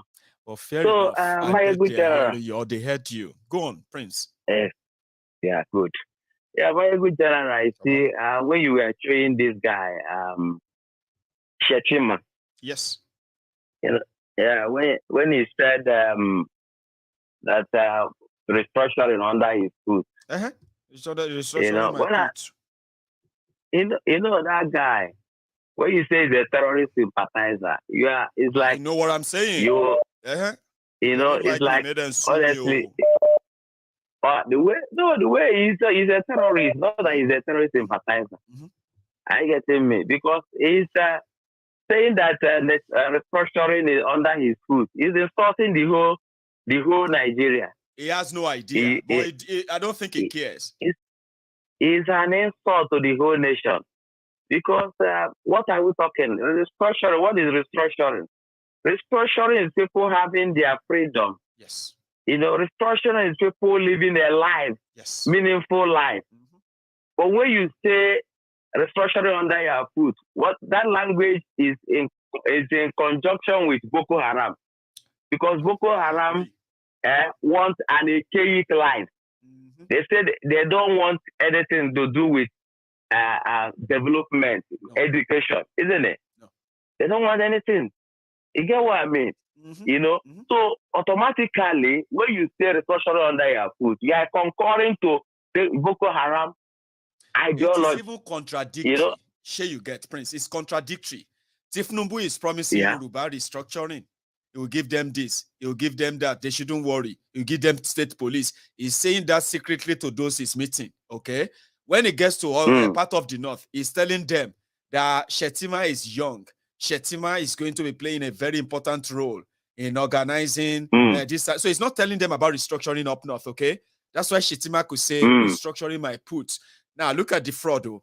Tinubu is telling Yoruba about restructuring, about this or that for years. Now he's going to have to stop talking about that now, in order not to offend the Boko Haram apologist Shetima. Isn't that a setup for those who are setting themselves up for these guys? Is that not a setup? It's a setup, but we thank God for the internet. Internet never forgets. It never. You understand? This video you showed now, that video, that clip that you just showed, if he knew that today he would be at the back of Tinubu campaigning for president, he wouldn't make that comment. Well, you understand? But that comment today is that comment is haunting him and haunting Tinubu at the same time, both of them. You understand? Because if it says restructuring under his foot, automatically Tinubu also that carried him don't believe in restructuring as well. That's what he doesn't believe in restructuring. And if it's a lie, exactly, because if Shetima says restructuring my put, then Tinubu is saying restructuring my house, even though he's lying barefaced, right? But that's what he's saying. We can see it. And that guy, I have never seen vice president who is a GCFR before. He's already putting himself. He said he's going to be a GCFR because he's going to be in charge of security. Me, Ogbori, I never heard that before, but now he's prominent. People don't know what they are bargaining for. Now here I go there. I'll be a reporter. You know, Maiyegun, thank you so much, for flashing us back to all these things. My internet never forgets. 1,000 years is still there. Always. Now, if you remember the general that brought out that said that during one certain time that Boko Haram will be president. Repentant Boko Haram will be president of Nigeria. Haram, if he lay down his arms, right? It could become anything. It could be governor. It could be a rep. And he can even be president of Nigeria. That's what he said. I remember. Everything is well planned. You see, the person that is monitoring, you know why kidnapping in Nigeria is very free. people can kidnap 300 people and match them inside the bush. Undetected.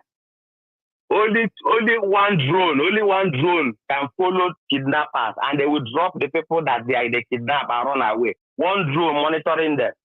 Which one drone is not one with only 500 pounds can buy one drone that can follow them.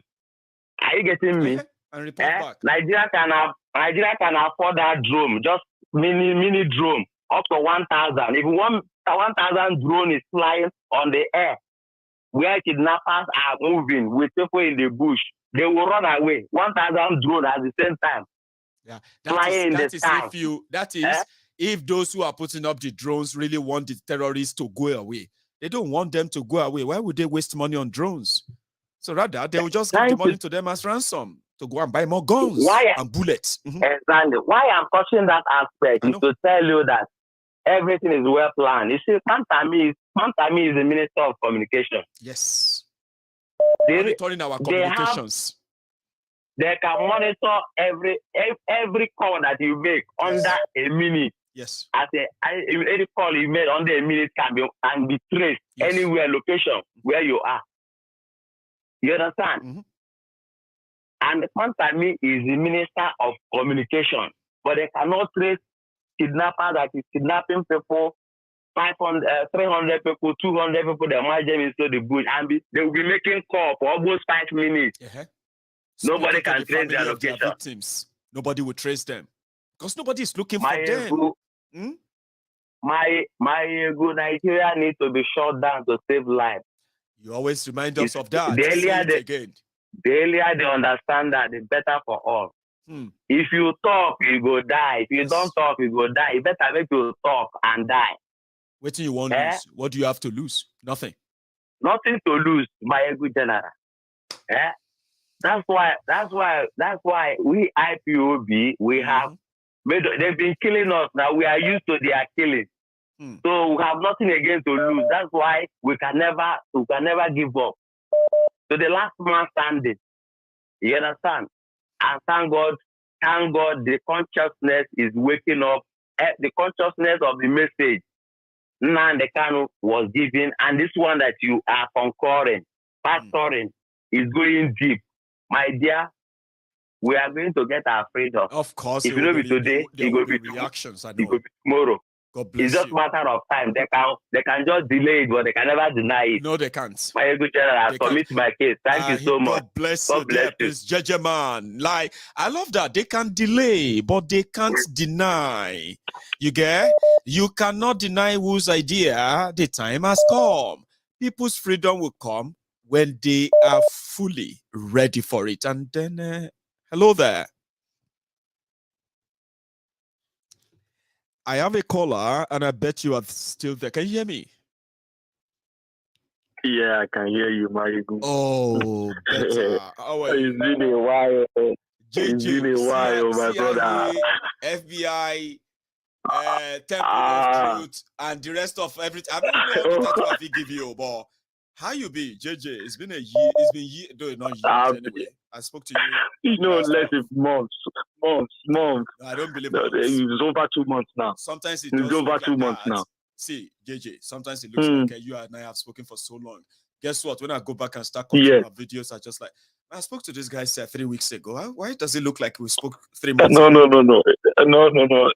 It's about 2 months now. Okay. Because I've been silent. Just to watch everything. You are a record keeper and record tracker, right? So I believe you. So yes.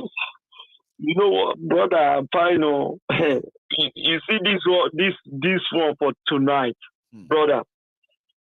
Like I've been saying, there's a lot of things that were put in place.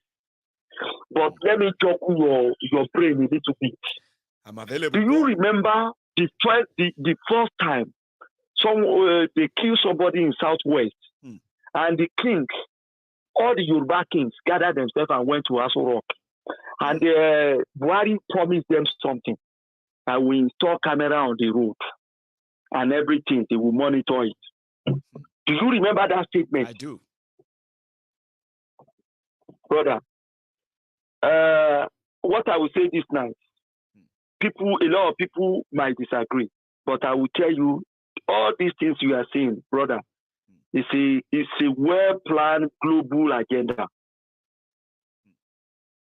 You see, Boko Haram, all these things.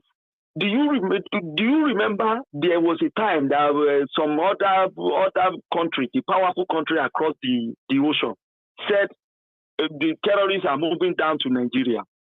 Yes. Brother, it's like, and with all that has happened in Nigeria now, some people were there supporting these guys before they come in. Why those people still silent? All these things are part of the question.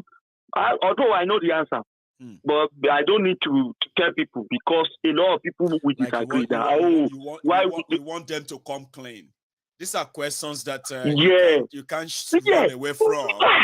Sure. Because yes, now when this thing is happening, and this Boko Haram guy in the government, who is contesting for PC now, yes, before he made that statement, brother, do you know that guy know he's going to be the partner of Tinubu? If you might not agree with me, but the guy knows. It's not that old of a video, so you are right. It was everywhere. It was everywhere in one of these outings, right? Because remember, it was Tinubu's Tinubu for president, head of the mobilization then, okay, before their primaries. That's when he called the Chibok ice cream seller. And then he called different other people names. So you are right. He probably knew it was going to be. Mm-hmm. He knows everything. And the reason why I'm remembering you all these things is because now, come to this guy with all these plans. My brothers, my fathers, my sisters who are Yorubas or Southerners, let me put it in general, they should watch out. There's something bigger than whatever we are seeing now coming up. But Tinubu himself is a mafia. Sometimes when we talk about this, no. Look at Tinubu's record. Himself na mafia. So it can't be like say Boko man, drug heroin kingpin. And let me know my last year in my own book. But go on, brother. Now, all these things was happening like that. Before Tinubu picked Shetima was the one who goes to every Fulani and say, don't forget that it's Tinubu that put Buhari there. This man was the one who put Buhari there. After Buhari had tried twice, 3 times, failed. That this guy, that was where Tinubu borrowed the idea that I am the one who helped Tinubu, Buhari. So now, people now saying, let us vote for our Peking. Your Peking cannot do nyash like something and you go and put calm down, Gary. Calm down. Your Peking no fit get big yansh. Then you go put Ileke for another person speaking yansh. Repeat for another person. All this way they calm down. Go on, JJ. No. Now, in all these things, coupled with the past experience of all the Southerners, brother, why can't our fellow Southerners wake up? Because something bigger is coming, and it will happen. Brother, it will happen. Close, and another thing now says, if you, it's like, hey, brother, something bigger with Yoruba is about to mess up big time because the game is on. And a lot of things have been cooking underground. Some things I can't say it because nobody will believe me until it happens. And when it happens, you know they give us the full gist. But fair enough, we go grab. Brother, and another thing is, a disappointment might come. What happened? You know what? To the Southerners, disappointment might come. Something is cooking on the fire now. Okay. Keep that word. I will leave you with that question mark. The disappointment might come because there's something going on now. And I want everybody to keep their mind attention Let us focus on Yoruba liberation. And all those Baba who have been saying they want to do this, they want to do that. Up to now, we don't see declaration. May them remember, say, hey, you don't do your best tonight. We don't want to start to highlight yet. Some of us are just waiting not to make it worse, okay? But thank you so much, JJ. Now, another day we'll go do that one. Yeah, that day, I bet it. You know, it just be like the last one, right? You were so happy, like, I've been waiting for it. Maiyegun, fight. No. People like yourself should not put me in that position yet, okay? But we'll choose. No. I understand. But I'm still watching them because you know I told you that time. I said I don't want to believe these things anymore. I understand. But you should. I will let's leave it like that, brother. Thank you so much. See, JJ. You know one of the reasons why I don't remind people to do fundraisers and do what we wanted to do anymore, right? There are so many echo chambers, right, who are saying all kind of things that are in a way unrelated to any process of self-determination. It's more like echo chambers, charlatans, noisemakers, and the rest. So when you want to push things in that maze, right, you may get lost within the whole shovel. So I just felt like, no, I'm not going to come here and start saying, continue the fundraiser as well, even though people No. I understand you 100%. And if you remember one of my statements sometimes ago, I said, why did we ask these people to present something that everybody can put put the cookie in, and it took them so long? It's like they do it, they proclaim the idea, but they not really actually mean it until the people turn it to be true in their hands. Really care about that, right? What we are seeing is that some of the things people are saying, right, they have already dampened or put doubt in the minds of the people, right, who are so passionate about this. Honestly. So it takes a lot for us to keep that trust, understanding, and you don't bombard them with so much anymore. So that's why I kind of, well, yeah, JJ. Okay, it's good. Let's leave it like that. Thank you so much, You should have brother. Brother, we always. No, JJ is a troublemaker, and sometimes they are the kind of people that always want me to. They drag me and say, Maiyegun, and I kind of can't resist. So, hello there. Hello, sir. How are you? Hello. You may need to, Ezra, mute that broadcast or move away from it, because I can still hear myself. That's it. I know. I'm trying to check it out. And we can talk. Yeah, go on. Yes, I've done that. Yes, sir. Anyway, it's just that quite some time I've spoken to you. I know it's been a long time, and you've been trying as well, but I've not been able to get to. I know, yeah, definitely. Yeah, I definitely have been trying. I'm glad you made it tonight. Yeah, it's just that over 3 hours now, so it's enough for everyone to have something. I mean, exactly. You see, regarding that Nigeria is not Nigeria is gone. So let's forget about that. Some people don't like that. They're like, how can you say that? Let us pray for Nigeria to come back. Okay, now me for sure. Politicians who sold it. Yeah, no, I don't even campaign anymore.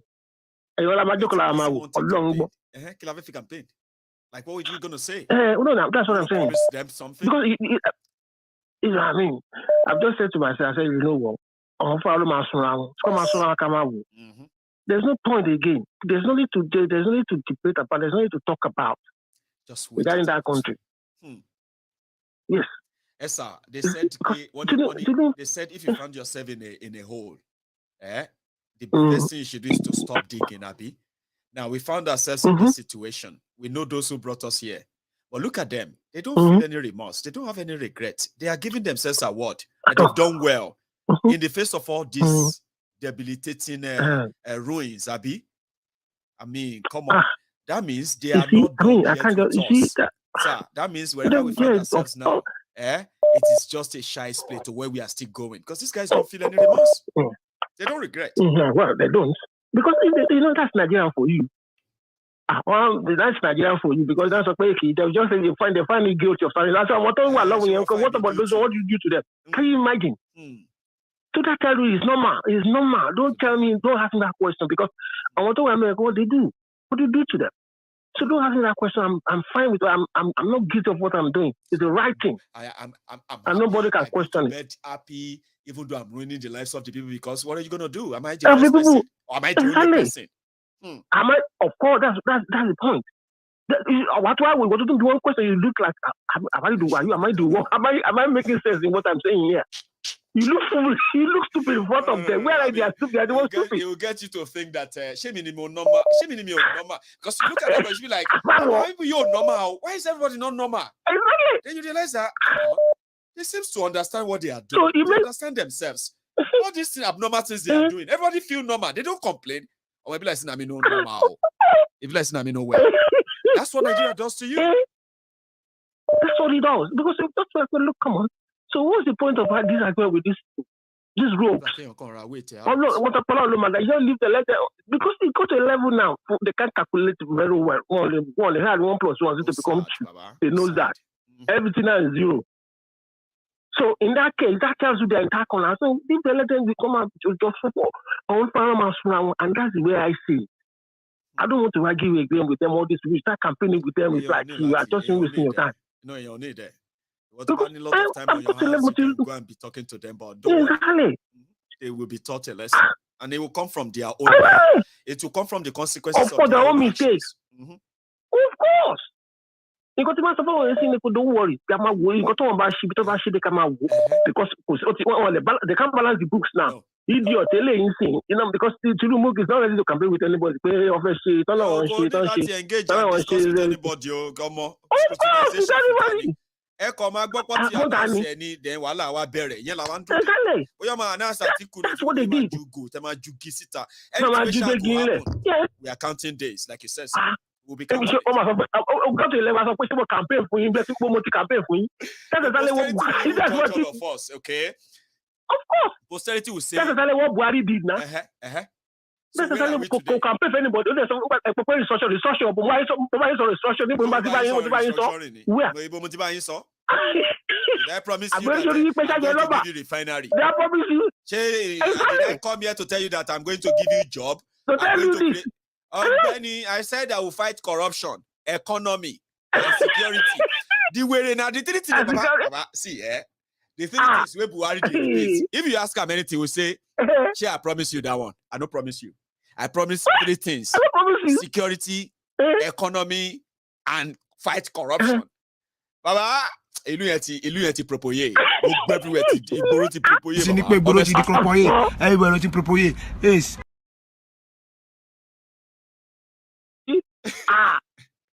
Yeah. I mean, we promise one now. Baba show promise one. Do you want me to play you a video? Okay, let me play you a video. Wherever you see in 2014, 2015, the video of where Buhari is talking will tell you he didn't promise anybody anything. He just repeat what they said he should repeat. And when he wants to wrap it up, he say APG. And listening to us. Nigeria,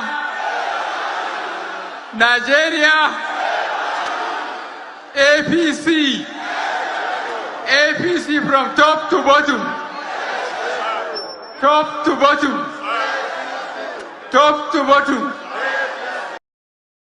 Our campaign here, that's the promise. So, what do you want? Shall to get here? What to get here? APC from top to bottom. ABC from top. That's it. What do you want? Sherry, go with the economy and others explanation unnecessary. Just go out there and roll the brim, bro. We shake the broom. And that's it. What do you want? Because I've sat myself down with logic. That's exactly what they did. It's the same thing. Basement campaign strategy. Don't take him out. Don't let people question him. Don't give them any chance to scrutinize him. And anybody who tries to say anything will sue them, will threaten them to make sure that this few months, we can't allow anything to happen. Once it's declared winner, anything anybody want right, make them right. Anybody where to say. I must suffer for another 4 years. You get only chance. Life on here. I don't know classroom debate. None of them don't sit in there. Bobo. I just had to ask myself, what this second week. None of them hardly you see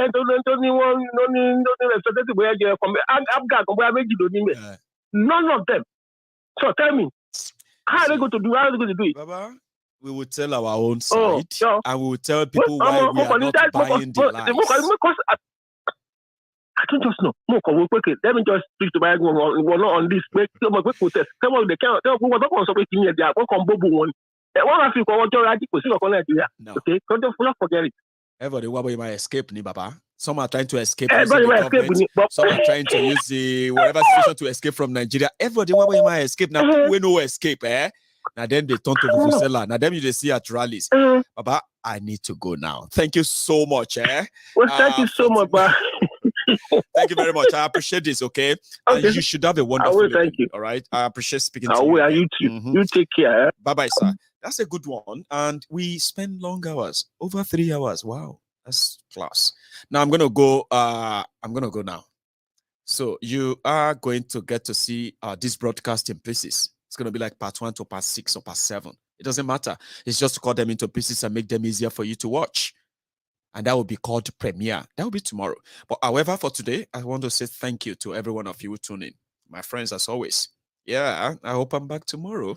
I did 2 programs today, which means that I could cover up for what you've missed. And for the ones we've done today, right? Is the message is out. They're out. And I hope they make enough impact in you that you would never be a willing tool, available tool to be hoodwinked and deceived, used and dumped by the criminals who have been doing it for years. My messages could liberate your mind if you want it to. And if it doesn't, and you continue in your old way, I hope you will live long enough to get another message from myself that could maybe save you. And if it doesn't, I'll save others. So thank you. So my super chatters, my sharers, commenters, and every one of you, callers as well. Thank you for making the night. It's been a long one. I'm going to see you some other time. So stay safe and good night.